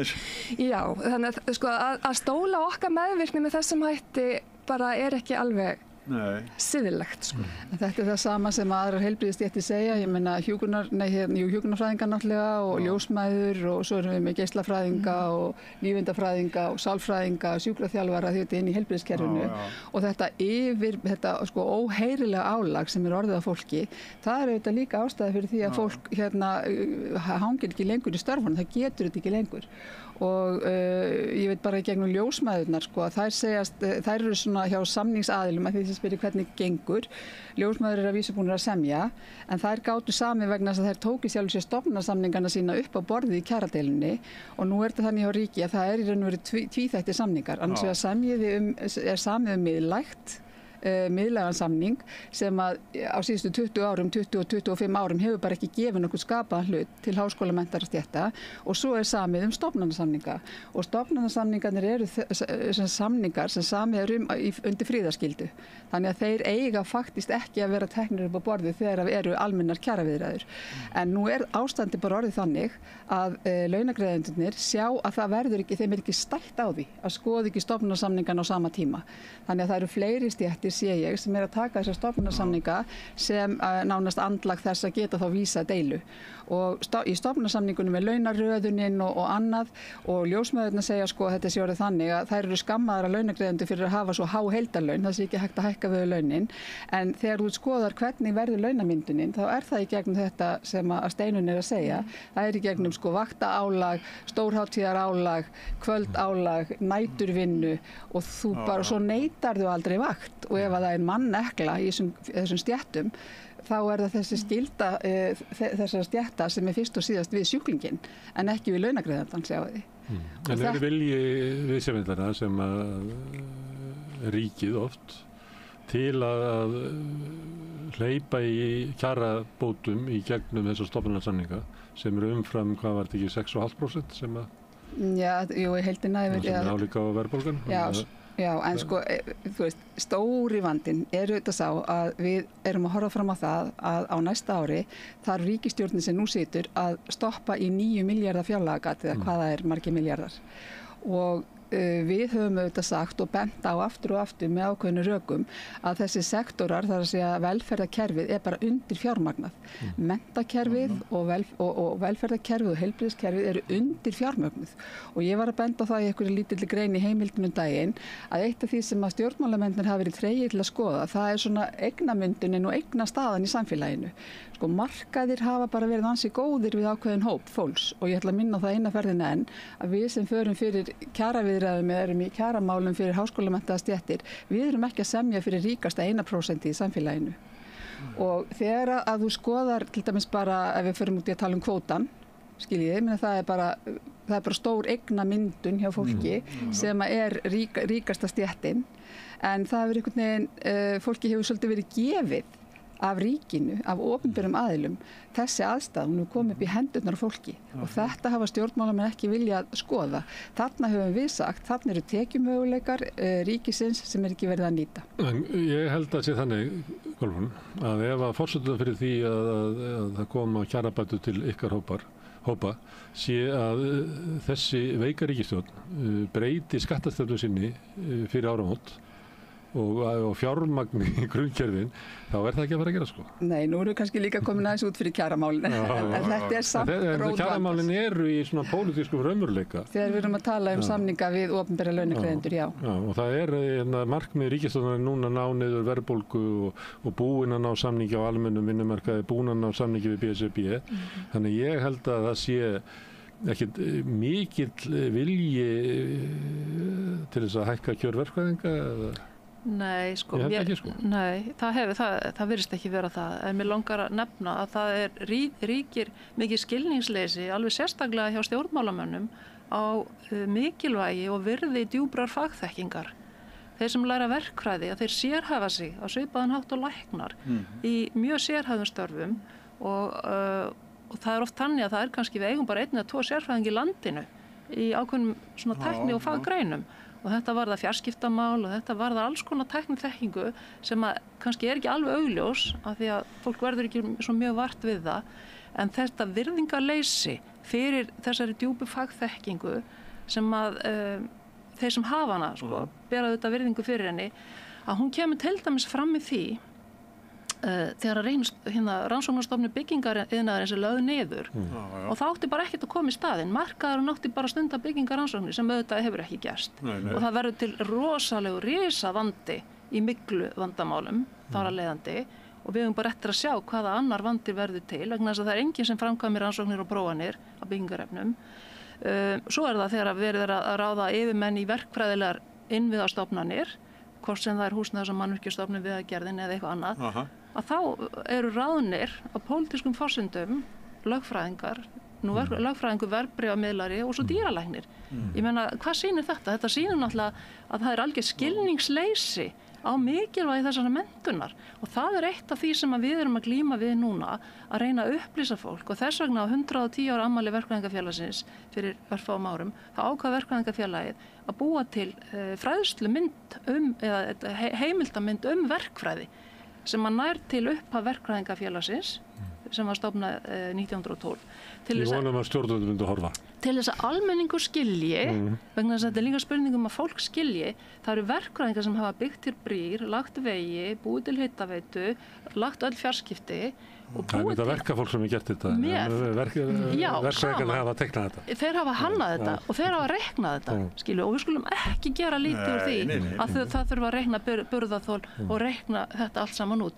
En þetta hefur einmitt verið samvinna og það var það snerist RB. Það var samvinna, sérfræðinga, iðnaðarmanna og þeirra sem voru að vinna raunverulega á gólfi og þar fóru verkfræðingar og sérfræðingar út á vinnustaðina og það var hlaupið tilbaka og það var gagnkvæm upplýsingamiðlun sem að síðan, skiljið, allt í einu lokaði skilningurinn fyrir þessu. En við fengum á sínum tíma Marshall aðstoð frá Bandaríkjamönnum til þess að hefja byggingarannsóknir, mælitæki, af því að fólk skildi þetta svo vel á þeim tíma. Pólitískur raunveruleiki, hérna er búið að vísa til sátta og hérna svo verður kannski samningunum lýst, samningaviðræðunum fara ekki lengra og þá er boðið til verkfalls. Og þá bara við margar af þessu stéttum sem að maður heyri það og hérna það eru engin frá kennurum núna, þeir eru fæði þá kannski bara seinna. Og maður heyrir þar alveg rosalegan baráttu vilja, maður heyrir þegar maður er að tala við forystufólki þar þá er eins og sé bara einhver stóðhestar í næsta herbergi sem er að krafsa í gólfið, mikill vilji til þess. En einhver leiti upplifir það að viðsemyndunir séu svona freka til í að taka séns á því að sé bara það er engin stemming í íslensku samfélagi fyrir að læknar, hátekjustétt fari í verkfallin og ætla að fá eitthvað miklu meira á meðan að fólk á almennu vinnumarkaði hefur tekið á sig þessa byrða til að vinna á þessari verðbólgu. Þá ætli þið best setta fólkið á íslensku launamarkaði að fara í verkfall og heimta meira. Já, þetta er náttúrulega bara mjög áhugavert að orða þetta svona því að þetta er auðvitað þannig sem ég held að margir halda þetta sé. Þetta heyrir örgulega frá samninganefndin, hún er að taka séns á því að þið þorið ekki að fara í verkfall. Við hefum átt í mjög þéttu samtali við þau núna bara undanfarin ár og við erum með náttúrulega mjög mikið að tölfræði okkar kjör og svo framvegis og ég held að fólk sé algjörlega búið að sjá það að við erum svo sannarlega ekki best setta fólki á Íslandi. Læknar sem eru með háar tekjur vinna alveg ógeðslega mikið fyrir þeim. Það er bara staðan. Og þetta eru oft læknar út á landi, héraðslæknar sem eru á vakt allan sólarhringinn og svo framvegis sem ná. Og þá erum við að tala sérfræðilækna með gríðarlega mikla þekkingu og ábyrgð og mjög mikla bindingu. Ég meina, þú ert bara fastur í þínum kaupstað. Þú fer aldrei upp á fjall. Þú fer aldrei í sund. Skiljið þig, aldrei. Þú ert alltaf á vaktinni.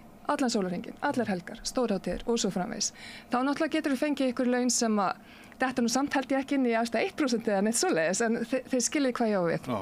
En ef við horfum bara á einn almenna lækni, maður hefur störf sem læknir eftir 6 ára háskólanám og margir eru með mjög hán lán á bakinu eftir þetta nám. Ég er að tala fólk sem þarf að flytja heiman til Reykjavíkur, utan að landi, taka námslán fyrir sínu uppihaldi og húsnæði og eins náttúrulega þau sem eru að fara út til Slóvakíu meðal annars og landa þar í kring til þess að mennta sig, vegna þess að læknadeildin hefur ekki hérlendis geta sinnt öllu þessu fólki.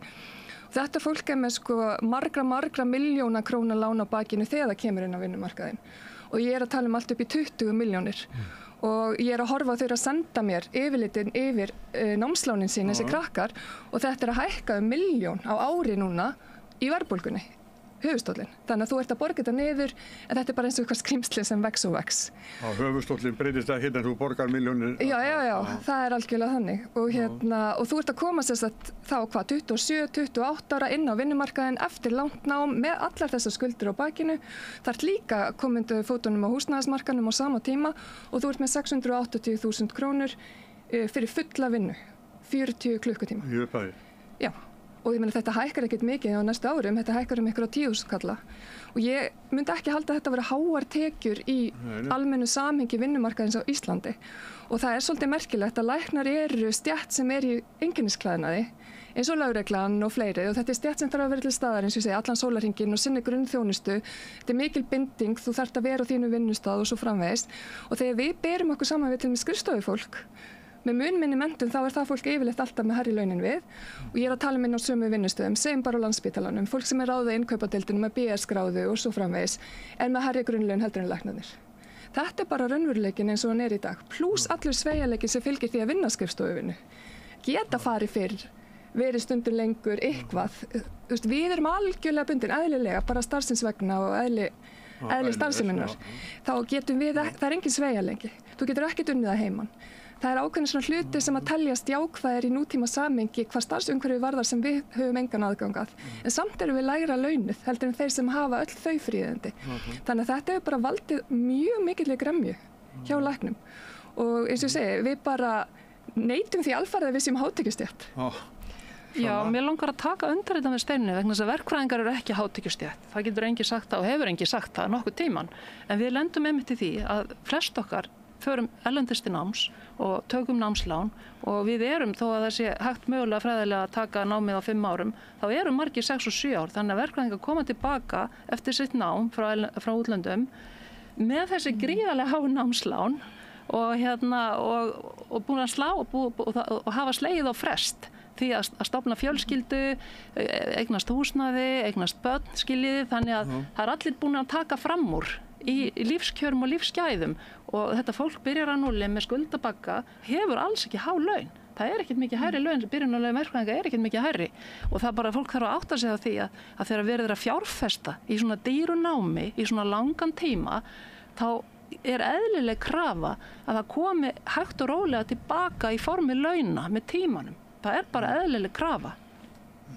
Ég vil langar að taka undir þetta því að það eitt hugtak sem við þurfum aðeins að skoða og við höfum ekki kannski verið að gefa nægilega gaum. Það eru ævitekjur fólks.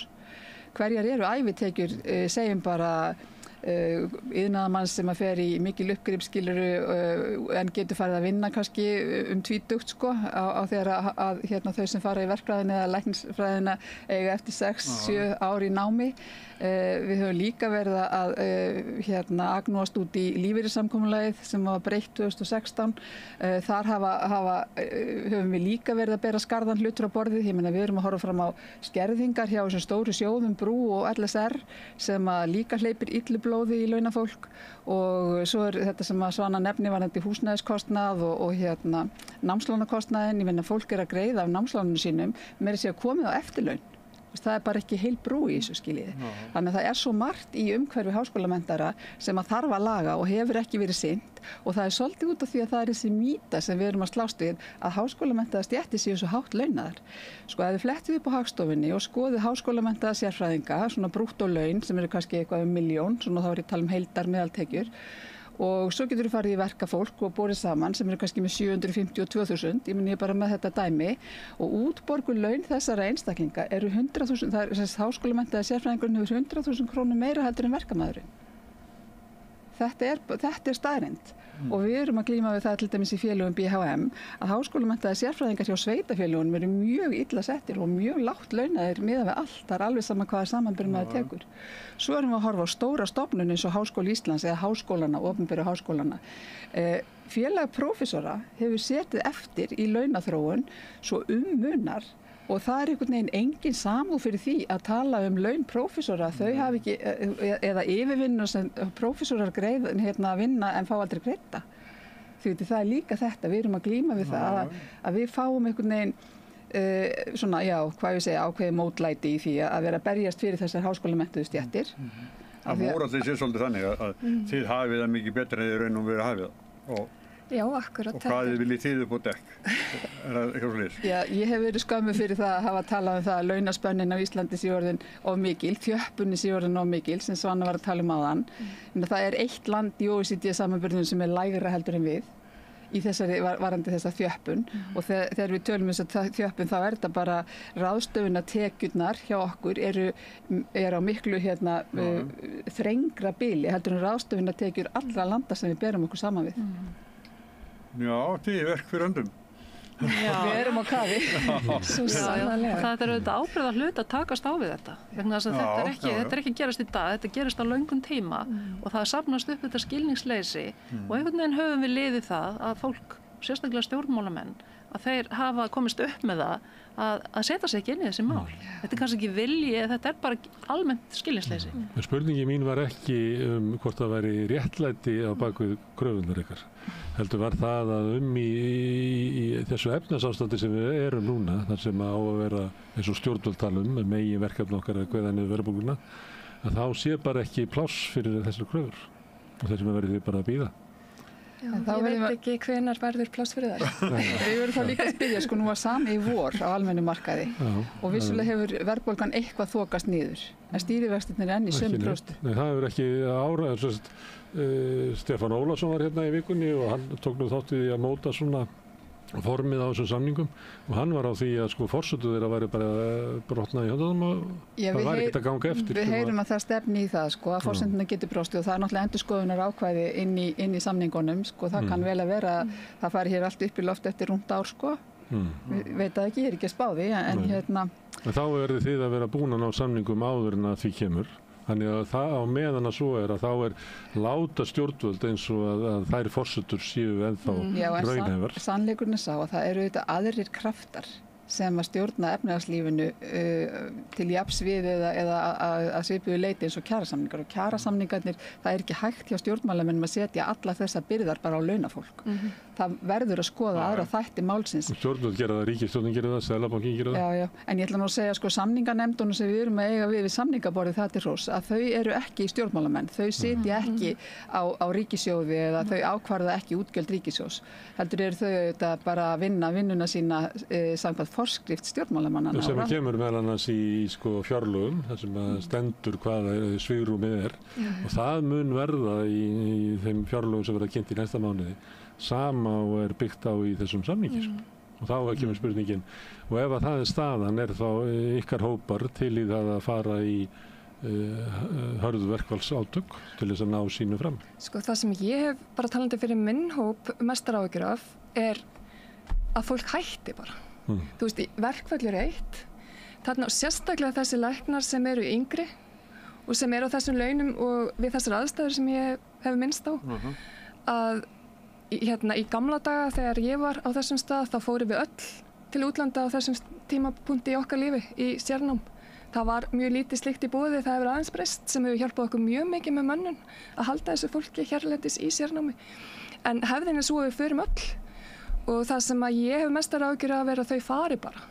Því að eins og þau fá öll vinnu erlendis, við vorum hvort er vön að gera þetta er hluti af okkar identiteti sem læknir að þurfa að fara erlendis í sérnám. Og staðan er svo að það hafa þetta fólk hér í vinnu eins og hefur verið að vinna leynt og ljóstað á undanförnum árum að því að byggja upp sérnám hérlendis. Það hefur algjörlega bjargað mönnuninni í heilbrigðiskerfinu. Hún er ekki beisin, en þetta sleppur. En ef að þetta fólk ákveður, ég er bara komið nóg, þetta er bara óásættanlegt, ég gengst ekki við þessum samningi, ég bara geng frá borðinu, ég flyt mig annað. Það er það sem ég er mestar áhyggjur af.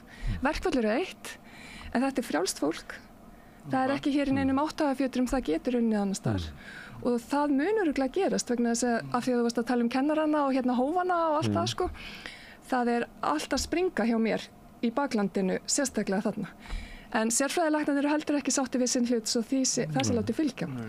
En að því að eins og var hér bent á að þá eru lífskjör sem liggur kannski til grundvallar ákvörðun ungs læknis að fara út og koma ekki aftur. Við gætum ekki bætt það bara í launakjörunum. Heldur þurfum við getum ekki búið við þessa vexti, við getum ekki búið við þetta afleita húsnæðiskerfi og húsnæðisverð, við getum ekki búið við margt sem er í íslensku samfélagi sem við þyrftum að laga ef við ætlum að halda á háskólamenntuðu fólki og svo sem bara öllu fólki. Já, því að við höldum ekki á eftirlaunafólkinu okkar, það fer til Spánar og ég finna við mátt ekki viðtöl hér við Íslendinga sem búa í Skandinavíu og þau lýsa þessu bara eins og ég pröfaði að spyrja lítið á okkur sem efnahagslegt flóttafólk og ég held að kemja eitthvað svona, það er bara já, allir sem voru á fundinu, bara já. Við erum efnahagslegt og aðstæðan sem við búum í nýja samfélaginu, hvernig það tekur á móti barnafólki, hvernig það tekur á móti bara, þú veist, venjulegu vinnandi fólki, það er bara ekki hægt að líka þessu saman við Ísland. Nei, þetta er alveg hárrétt og maður hefur upplifað velferðarkerfið í Svíþjóð meðal annars sjálfur og það er bara himinn og haf hann á milli. Og ég flutti ekki heim út af neina af því, ég flutti bara heim út af fjölskyldunni, fyrst og fremst. Og það er það sem ég held að flestir geri, að það er einhvers konar naflastrengur þarna sem einmitt Svíarnir hlæja oft að, þeir skilja þetta ekki, akkur við förum alltaf tilbaka. En ég heyri að læknarnir sem eru úti núna, þeir hika mest við ofurálægið. Þeir hugsa að ég get lifa mannsamandi lífi í Svíþjóð á bara svona venjulegri vinnuviku, nokkurn veginn. 40 tímum, þið veitir. Þú veist, engin stytting eða neitt svoleiðis, en bara vinna 40 tíma vinnuviku. Og ég hef alveg eitthvað svona svigrúm vinnu og einkalífs. Og ég get hvílt mig. Þú veist, ég er ekki algjörlega útkeyrð alltaf. En ákvörðin að flytja heim er að þú veist þú ert að koma inn í manneklu og þú veist þú ert að koma inn í ástand þar sem að þú getur ekki bakkað út úr því vegna þess að þarfirnar eru bara þannig. Ég meina, þú hleypur ekki frá veiku fólki. Þannig að þetta er bara ætla ég að taka þetta skref að halla mér inn í þessar aðstæður og þær munu líklega að gleypa mig. Af því að þær eru bara þess aðlis og það er það sem fólk staldrar við og auðvitað skipta kjörin máli í að fá þá fleira fólk og fleiri hendur og dekk. Það er alls ekki öll myndin en það er samt stór hlut og það er þetta sem við erum alltaf að benda á. Vegna þess að eftir þessa kjarasamninga 2015 sem voru svo sannarlega töluverð bót fyrir okkar hóp þá fengum við mjög svona góðan kúf af fólki sem flutti heim. Það hafði alveg klár áhrif á mönnum. Mér langar að nefna í þessu sambandi að Íslenska verkfræðingafélagið er í miklum samskiptum við norrænu verkfræðingafélögin og það er mikið samráð og við hittumst oft og ræðum svona kjaramál meðal annars og við náttúrulega í verkfræðingafélaginu við fáum líka fyrirspurnir. Það hafa ekki verið jafn margar fyrirspurnir síðan bara í hruninu 2008 frá verkfræðingum sem hafa áhuga á að flytja frá Íslandi vegna þess að það er ákveðið vonleysi. Það að þetta muni ekki breytast, vextirnir fari ekki niður, fólk sem ekki kemst inn á fasteignamarkaðinn er orðið þreytt á að búa heima hjá foreldrum, er búið í námi eða þá að það er enn í námi, en það er straumhugur fólks okkar verkfræðinga, margra ungra, er bara að fara út. Því miður þá er það þannig, ég vil bara upplýsa það. Við sjáum þetta til dæmis í könnun Vörðu þar sem kemur fram að fyrir kannski 3 árum að þá var það rétt rúmlega 15 af landsmönnum sem svöruðu eftir erfiðleikum á endur saman. Það kom upp í 44% og það þýðir að það er komið upp eftir öllum launastiga og inn í þær stéttir sem að hér eru sko. En þeir sjáu líka þessi skortstaða sem við höfum verið að tala hér í stéttum, ákveðnum stéttum, af því við nefndum kennarana hérna áðan, að þá er gríðarlegur skortur á faglærum kennurum og það hefur verið gert ákveðið átak inn í háskóla að reyna að liðka fyrir það þannig að fólk fari í kennaranám og það virtist skila einhverju en samt eru enn sko, ég man ekki hvaða stór hluti þeirra kennara sem eru að kenna í grunnskólunum sem eru ófaglærðir. Og hlutfalli ég vil hærra í leikskólanum. Þú nefndu könnun áðan og ég var að reyna að rifja það upp vegna þess að það var gerð könnun held ég bara svona í október í fyrra þar sem að voru ungir kennarar og voru spurðir sérðu fyrir þeir að vera við kennslu eftir 5 ár. Og það var ég yfir helmingur sem segi bara nei. Þannig það er ekki nóg að sko mennta kennarana. Hinum megin þá heldur þeim ekki við kennslu. Já, en þetta er líka sko stór ákvörðun hjá stjórnmálamönnum til dæmis hvernig er hvatinn til náms, hvernig líka stýrum við fólki inn í þær stéttir þar sem er skortstaða. Það hefur verið ákveðin tregða hjá stjórnmálafólki og ég vil yfirvöldum háskólana að fara út í eitthvað slíkt sko. Svo ég náttúrulega námslán að vera líka í umræðinum eða svona réttlæti í samfélaginu. Það er námslánakerfið er að mörguleita brotna því að fólk fær svo lítið námslán að þeir sem eru til þess að efnalitlum fjölskyldum að þeir þurfa að vinna með því og þar alveg fá þeir ekki námslánin og þar með hafa þau ekki möguleika á að fá inn í félagsstofnun. Námslánakerfið okkar er hrunið sko. Ef það var litið á það sem eitthvað jöfnunartæki. Já, svo erum við líka í vandræðum að því að það var náttúrulega breytt lögum og búin til menntasjóður námsmanna og það átti að gerast í einhvers konar samtali og samstarfi. Ég verð að segja að það verulegur skortur á því samstarfi og samtali stjórnvalda við okkur sem erum forsvarsmenn fyrir fólk sem að koma út í atvinnulífið á námslánum og við þurfum líka að skoða það að línlánin, gömlu lánin, þau hafa ekki fylgt breytingunum sem hafa orðið á Menntasjóði. Þannig það er víða pottur brotin í því kerfi sem að verður að laga.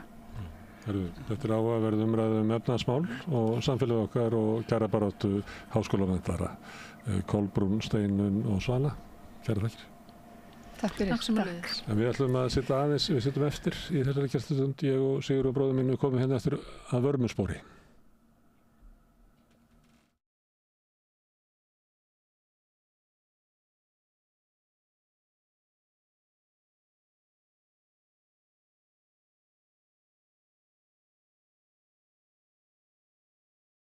Gerist áskrifendur á Samstöðinni og taki þátt í að byggja upp öfluga og róttæka samfélagsumræðu. Með því að ganga í leigjendasamtökin styður þú baráttu leigjenda.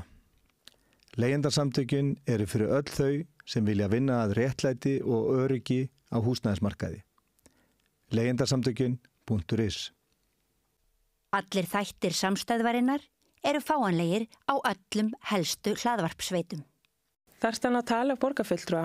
Borgarfulltrúar Sósíalistaflokksins eru með viðtalstíma alla mánudaga klukkan 13:30 til 14:30. Það þarf ekkert að bóka tíma, endilega kíkjum við í Bólholt 6, 105 Reykjavík. Við erum í útvarpinu á FM 89,1. Segðu það á Samstöðinni. Samstöðin er í eigu hlustenda, áhorfenda og lesenda. Sláist í hópinn og gerist áskrifendur. Þá eru farnar hér konur sem að stýra félögum og samtökum háskólamennara. Það er hérna, ég held þetta sé svona, við höfum verið að reyna hvernig á að byrja á því að fjalla þetta því að það er svolítið svona kúfur eftir af samningum og þú heyrir hérna, þú heyrir því nú bara í Steinunni sem er eiginlega bara næstu því að búða að verði verkfall sko. Og ég ætlaði að reyna að ná með einhverju kennurum inn það var bara vildi svo til að þeir voru hérna við önnur störf en við munum kannski endurtaka þetta eitthvað með kennarunum vegna þess að sko þetta var náttúrulega djarft spilað mörgu leyti samningarnir sem voru gerði fyrst hérna aðildafélögum ASÍ og svo BSB fylgdu eftir. Og þá var eiginlega veðmálið var það að samningarnir myndu leiða til þess að verðbólga færi niður og vexti færi niður og við getum líka sett bara að vexti færi niður bara að væri aðra forsetur það væri forsetur fyrir Seðlabankar að segja já nú fyrst að var sami svona þá teljum við eðlilegt að lækka vexti bara 1% og það væri svona væri komin inn á svona annað stig. En það virðist vera að það sé bara enginn sérstakur áhugi á stjórnvöldum að láta þetta ganga eftir og eitt af því sem getur leitt til þess að þetta bresti en náttúrulega þú veist að verðbólga fari ekki niður og vextirnir fari ekki niður og allt það og þau lífskjör sem áttu að koma í gegnum það hérna, skilir sér því að ef þú ert á launum og það voru auknar aðeins húsaleigubæturnar og barnabætur verðbólgan mennum við búin að éta allt saman niður þannig að þú ert kannski bara strax í dag komið með sömu stöðu og þú varst bara áramótin þannig það er að bresta en annað sem að þurfti að ganga upp voru að þeir hópar sem að var ekki saman að þeir semji á þessu forstum Þannig ef að þeir gera það ekki og segja bara, þetta er bara meira og minna bara hrunið, þú ert bara að bjóða mér eitthvað plan sem er öllum ljóst að er hrunið, þannig að þá bara mæti ég með mínar allar kröfur, þannig ég ætla ekki að kyngja launakröfu mínu núna af því að til þess að vinna á verðbólgunni sem augljóslega er ekki að fara niður, eða til þess að Seðlabankinn lækki vexti sem hann augljóslega ætlar ekki að gera því að hann er með 4% raunvexti á stýrivöxtum sínum og þannig að þá fara bara og þá mæta stjórnvöld sem að líklega láta eins og þau eigi að verja samkomulagi frá því áramótin mæta hópum sem hafa bara engan áhuga á því bara engan. Þetta verkefni er núverandi ríkisstjórn algjörlega við það er ekki nokkur einasti möguleiki að ríkisstjórnin hafi styrk til að mæta þessu. Stundum heldur maður að það viti ekki eins og af þessu Já, nenni ekki að... Já, það er kannski skýri betur það sem ég er að meina. Áramótin, þá leit svo út að Katrín Jakobsdóttir hefði tekið að sér að hafa forystu það að ná þessu samningu saman fyrir hönd ríkisstjórnarinnar. Svo bara yfirgefur hún vettvang stjórnmálana. Og það er ekki að sjá að neinn af ráðherrunum líti svo á að þessi sitt hlutverk að gæta af því að það sem var stefnt áramótin verði ganginu eftir og þetta er ekki alveg að ganga nógu vilja, verður ekki að bæta aðeins í þarna eða eitthvað. Ég meina Sigurður Ingi fjármálaráðherra, hann talar ekki á þessum nótum. Bjarni Benediktsson forsætisráðherra talar ekki á þessum nótum.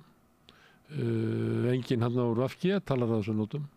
Þannig að allt í einu er stóra samkomulagi sem átt að vera lykillinn að því að ná niður verðbólgu. Það á það enginn. Þetta verkefni, það er munaðalaust verkefni inn í ríkisstjórn. Og er í stór hættu. Ég er náttúrulega bara að brenna upp. Já, og þá með einhverjum ófyrirsjáðum afleiðingum að þetta er grafalvarleg staða sem er uppi. Já. Og við heldum hljótum vera saman það að við væntum þess ekki að núverandi ríkisstjórn nái að ljúka þessu máli. Nei. Þannig að það stefnir hérna í svona sem að ekkert hefur verið talað það er bara, læknaverkfall. Kennaraverkfall. Ég held það. Já. Ef ég ætti að veðja, sem ég ger aldrei, ef ég myndi neyða mig til þess að veðja, þá myndi ég veðja á kennaraverkfall. Bara án þess að hugsa. Já, getur þú veðja svona á þess að setja penning. Þá er ég að tala að líkurnar á kennaraverkfalli eru eitthvað staðar yfir 80%. Já. Þetta getur eitthvað gerst sem að veldur. Og svo bara Sólveig Anna var hérna hjá okkur og hún er herská og hún með sterkt bakland. Það er líka skilað henni ágættri stöðu að þau fóru í svona verkfall og þau náðu samningu sem voru svona meira á þeirra forsetu núna en áður og sem hefði aldrei náðu ef þau eru ekki verið sýnt að þau eru viljug til að fara í verkfall. Og þannig er náttúrulega heilbrigð verkfallshreyfing. Hún lætur alltaf, hún fyrir ekki að segja verkfall í versta niðurstaðan. Þetta er ekki hug. Nei, og hún og hennar fólk fylgist náttúrulega grannt með því ef að háskólamenntaðir fá eitthvað og umfram það sem að þá er bara voðinn vís. Já, ef það ríkisstjórn greið eftir. Það vantar umfram allt, vantar ríkisstjórn og vantar ríkisstjórn. Já, svo heyrði það sem þau voru að segja, auðvitað er þetta kjörinn og þau ætla að ná þeim, ná leiðréttingum á þeim. En þetta er líka verðbólgan og vextirnir og húsnæðiskerfið og vaxtabyrðin út af námslánunum og hlera. Er ríkisstjórnin að gera eitthvað til þess að mæta háskólamennta starfstéttunum með því að undirbúa sig eitthvað í þáveruna? Nei, það er ekkert. Það bara er ekkert að frétta, Nei. Ég held að séu bara ekki almennilega jarðtengd og það sem að Ásgeir Jónsson sagði hérna að háir vextir snert ekki heimilin landinu. Þá hugsaði maður bara, já, við erum stödd í það sem er stjórnvöld, hann upp í brúnni. Þau hafa bara ekki, hafa ekki svona áhuga á því að vita hvernig skipsjöldin hefur það. Bara engan áhuga. Og þau eru bara að skála þar eitthvað hjá sér og nei, verður þú eitthvað, Bjarni, verður þú eitthvað að vara við vaxta hækkunina? Nei, við höfum að bara fínt. Hvað, vextir hækkað? Já, og þau bara spurði það ekki. Og þetta sem ég var að segja hvernig það fyrir upp eftir, launastjónum, af því að þú fer nú víða og fólk er að tala við svona ýmislegt. Það sem að mér fyrst hafa verið eitthvað svona áhugaverðasta svona síðla sumars, sem að verum líklega ennþá statt þar. Það er ekki komin haust, aðkomi haust. Það finnst mér vera raddir svona fólk sem er svona sæmilega sett, eða ætti að hafa það. Ef með það er hugmyndur það að, að ég og við hjónin erum með svona mikla tekjur og við ættum að hafa eitthvað svona, en við hefum bara stökustu vandræð með að ná endum saman. Já. Og við erum að sjá bara hvernig húsnæðiskostnaðurinn okkar ríkur upp og ef þetta fer sem horfir þá, ég meina allir við verðum ekki bara að flytja bara eitthvað, hvað kostar gæti ég selti í Reykjavík og flutt til Selfoss og maður að heyra þetta hjá fólki sem að telur sig vera með svona þá stöðu og sess í samfélaginu, hvort sem það er réttlátt eða ekki, að það eigi ekki að þurfa að vera bara að veltaði fyrir sig, hvað við að borða út mánuðin, Nei. Og þetta finnst mér, og hún nefndi þannig að þetta hafi ekki verið fleiri sem að hafa samband við skrifstofu félagsverkfræðinga að kanna vinnu erlendis síðan í hruninu. Já. Og þetta með 44% sem ég er nefna, það fór hæðst í 52% og 44% voru í fyrra. Þannig að það getur vel verið að við séum raunverulega komin inn á stöðu þar sem að sko kjara krísan hefur getið sér svo hátt upp eftir launastegunum að við erum komin í sömu stöðu og árunum eftir hrun. Manstu þetta þeim? Já. Það sem að maður hittir bara fólk og það bara lag af því sko óttinn afkomuna. Já, óvissan maður. Óvissan. Algjör. Og þetta sjáum við svo í eftirmála þess maður þegar íbúðuna sem að fólki misti, hvernig við voru færðar til sko. Það voru búið til leigufélag Gamma og heimavellir voru búnir til út af íbúðuna sem var náða fólki. Þetta náttúrulega, þetta glæpsamlegt sko. Alveg eins og skattakerfi sem við ræddum fyrir þetta. Stóra málið núna ekki svo sem hvað Bjarni sé í hvort hann segja sér eða ekki. Það ekki stóra málið. Og ekki heldur Sigurður Ingi þó hann segir þetta sé bara genetist og fínt að við sem hafa verðbólgu, hafa vexti. Það sé almenningur sem byggði um það. Já. Almenningur byggður um verðbólgu. Já, og þetta snýstu það að við erum svona, það enginn í brúnni á þessu skipi. Nei, og enginn á leiðinni ákvæði, sko. Ég held að sé heldur enginn á leiðinni ákvæði. Nei, bara, við bara flatreka bara eitthvað stað. Og þessi ríkisstjórn, ég held að hún gerir sér ekki grein fyrir stöðunni sko, sem að koma. Þau mæta þetta fundi, var þetta ekki þannig? Ég las nú eitthvað að þessu. Það ríkisstjórnarfundur sem með allt niður sig, heldur flokksráðsfund. Viðtal í RÚV, kvöldfréttum Ríkissjónvarpsins, tala við formanninn. Formann segir að niðurstaðan hafi verið svo að þau verið að kynna betur það sem þau eru að gera. Eins og almenningur í þessu landi viti ekki allt Sjálfstæðisflokkinn, viti allt hann er búin að vera við völd sko síðan 2013 og þar áður eiginlega bara að það er bara smá hlé þar sem hann hefur ekki verið við völd, það 4 ár, annars hefur hann verið við völd síðan 1991 og það eru komin 23 ár. Almenningur veit allt Sjálfstæðisflokkinn og fyrir hvað hann stendur. Almenningur veit allt þessa ríkisstjórn og fyrir hvað hann stendur. Og þá mæta þau og sagði, já við vorum að skoða þetta og það var ekkert af því sem við vorum að gera, þetta sama og Sigurður Ingi segir. Það er bara eitthvað að fólkinu, það er bara eitthvað DNA, það er bara vill verðbólgu og það býtir verðbólguna. Þess að allt sem við erum að gera, það er rétt. Þú veist, það var flokksráðsfundur Sjálfstæðisflokksins. Allt sem við erum að gera er rétt. Almenningur er bara svo fattlaus. Fáranlegur hroki, þetta ekki þannig en fáranlegur hroki. Þetta er bara eitthvað bara heimska sko. Og það verður bara, við verðum að kyngja því að við erum stjórnlaust land, ríkisstjórnin er óhæf. Hún ræður ekki við húsnæðiskreppuna, hún ræður ekki við fyrirsjáanlegar kjaradeilur við háskólamenntaða, hún ræður ekki við ríkisfjármálin, getur ekki stoppað í gatir. Þau vilja já við viljum eyða rosalega miklu en við viljum ekki rukka skatta. Þetta er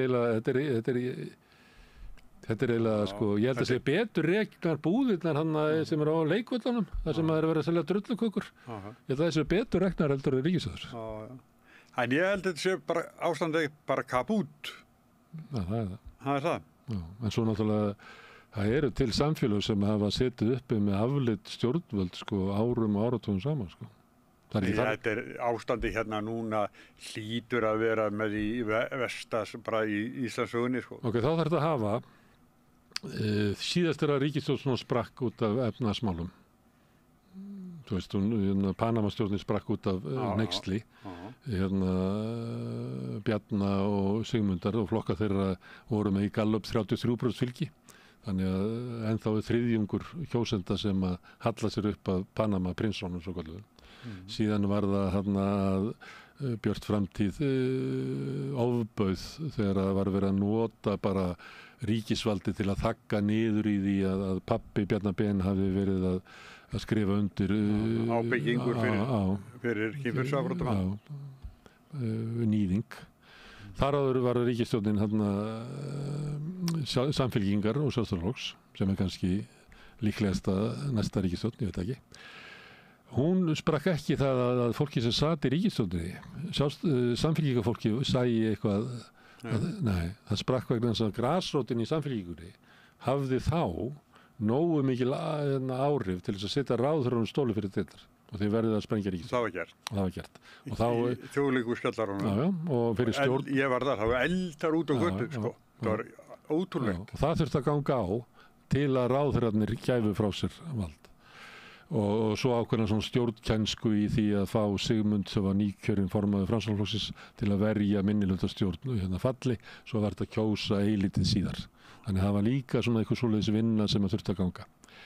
Það er enga svona forsendur sem inn í VG var með flokksráðsfund. Flokksráðsfund, og við ræddum það síðast og ég var svona eitthvað, fannst þetta, mér finnst allir vera oftúlkað, hvað var verið að setja inn í einhverja samþykktir eins og þarna væri raunverulega VG, mér finnst þetta vera bara, það var ekkert sem fór í gennum þennan fund sem að særði ráðherrana nokkuð nátt. Það var enginn sem að stilti þeim upp við þið verðið að gera þetta annars, það var ekkert svoleiðis. Flokksráðsfundur Sjálfstæðisflokksins, ekkert að frétta. Þannig að það er ekkert inn í þessu flokkum. Nei. Sem að veldur til þess að segja, landið er stjórnlaust og þið eru bara með engum tengslum við það sem þarf að gera við verðum að hafa breyting. Það bara er ekki inn í þessu flokkum. Þetta er fórusta þessara flokka og Framsóknarflokksins líka hefur ekki kraft til að berjast áfram. Þeir er alltaf ekki að berjast. Nei. Það er alltaf bara að sitja þarna.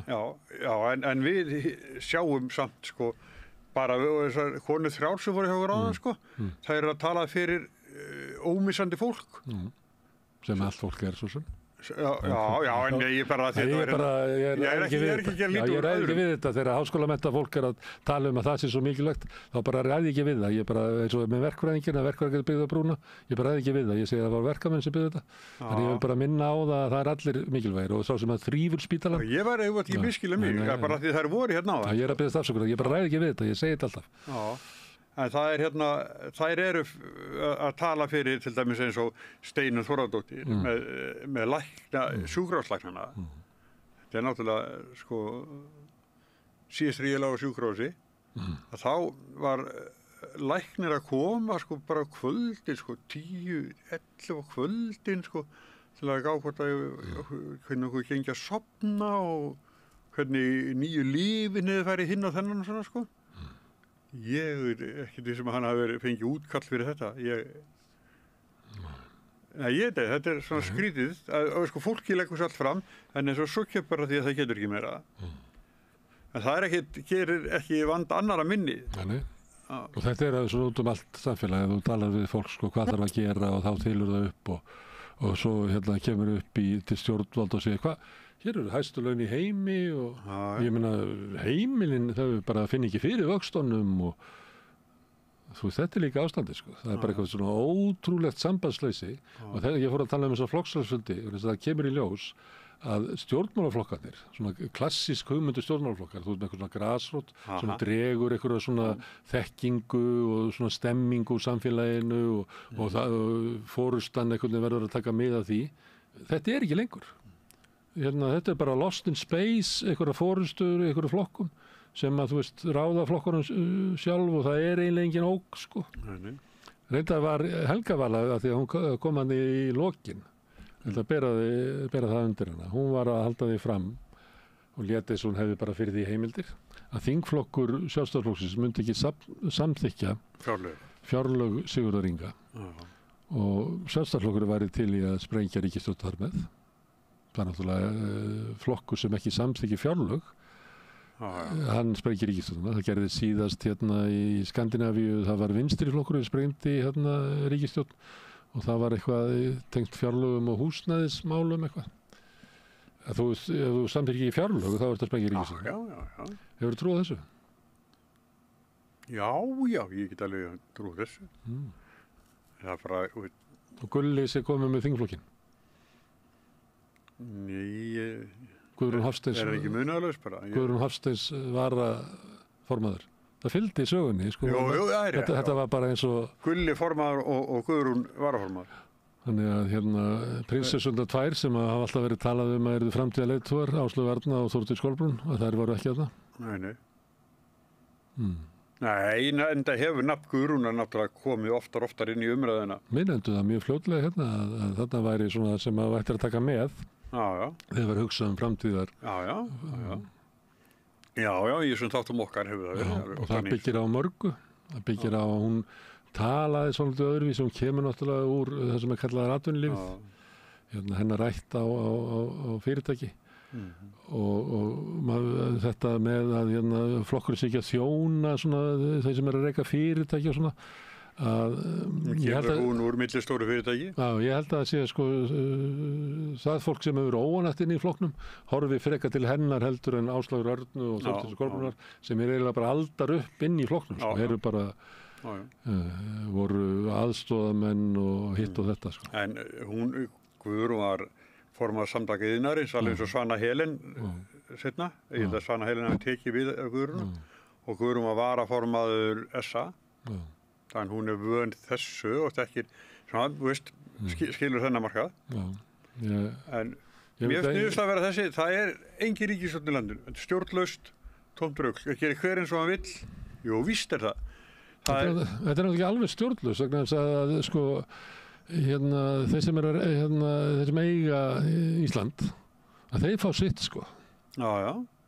Þannig að það er ekki stjórn, það er bara við stjórn sem getur ekki komið í gegnum þingið neinum svona bótum fyrir almenning. Nei. Þessi sem hafa mest og fá mest, það er engin breyting fyrir þá þó að sé stjórnlaust. Þeir eru ekkert að hrópa á aðgerðir. Nei, nákvæmlega. Þeir eiga þetta. Já. Þeir þurfi ekki ríkisstjórn, þeir eru búin að gera, staðan þeir svo sterk. Já, þess að gætu við setið uppi með svona ónýta ríkisstjórn og flegið bara rekur. Ég sé ekkert, það geti bara gert alveg fram á... Bara mikla vínabrauð í matinn. Já, herðu, ef að segja þetta gott. Já. Herðu, kæra þakki fyrir að vera með mér. Sumleiðis, bróðir. Og við þakkum gestunum okkar sem að koma hingað. Þetta voru 4 umræður hér bæði fyrr í þættinum og svo þegar við vorum að horfa sérstaklega til kjara mála háskólamentara og svo spjöllum við Sigurjón hérna í lokin. Laufey Ólafsdóttir, hún tók þetta upp og sendi út og þið sem að stóð, ég veit ekki hvernig þið voru að hlusta og horfa, þið breyttu þessu samtali okkar í fjölmiðlun og það er galdurinn sem að samstöðin er og þið hafið byggt upp samstöðina með því að benda vinum og vandamennum á efni hérna sem ykkur líkar, þannig stækkar dreifikerfið okkar, þið getið bent á að við erum á Facebook og við erum á YouTube og við erum í öllum hlaðarsveitum, við erum á útvarpinu á 89,1 á stór höfuðborgarsvæðinu, þannig að það er eiginlega alveg upp á sunnanvert Snæfellsnes og langt upp í Borgarfjörðu upp að litlu kaffistofu út á Reykjanestá, en þar fyrir utan getur fólk sótt sér útvarpsdagskrárna á spilarann, spilarinn.is á netinu og svo spilarinn líka app sem á hlaðinur í síman og hlusta á samstöðuna og allar íslenskar útvarpsstöðvar hvar sem er í heiminum. Við erum komin í sjónvarpið til þeirra sem er svo heppin að fá sjónvarpið sitt frá símanum. Þar eru númer 5 á fjarstýringunni, kannski ef þið vill munu önnur fjarskiptafyrirtæki bjóða sínum viðskiptavinum upp á efni frá samstöðinni sem að er 24 tíma sólarhring, 7 daga vikunar, allan ársins hring, samfélagsumræða í þessu þætti, við rauðaborðið og í öðru þáttum samstöðinnar. Þetta hefur byggst upp, eða samstöðin hefur byggst upp af framlögum almennings, að það er almenningur gerist áskrifandi og þar fáum við aflið til þess að kæra þetta áfram og byggja þetta upp og við höfum alls konar drauma og ráðagerðir að byggja þetta enn frekar upp, þannig að ef þú ert þarna úti og finnst gagn af samstöðinni og finnst mikilvægt að Íslands samfélagi eigi samstöðina, þá hvet ég til þess að íhuga það að gerast áskrifandi. Þú getur gert það með því að fara inn á samstöðin.is, það er hnappur sem ástendur áskrift. Það getur skráðu fyrir 2.500 krónum sem er grunnáskriftið og mátt borga meira þú vilt og því sem að kjósið getur látið áskriftin að renna sem félagsskiptin í Alþýðufélagið og það er Alþýðufélagið sem á og rekur samstöðina. Þetta er fjölmiðl og umræðuvettvangur í eigu hlustenda og áhorfenda og lesenda. En þetta er búið í bili, ég óska ykkur bara góðra helgar eða það sem eftir er afinni. Ég verð hérna næst annað kvöld klukkan 8 að þá verður rauðaborðið. En takk fyrir í bili.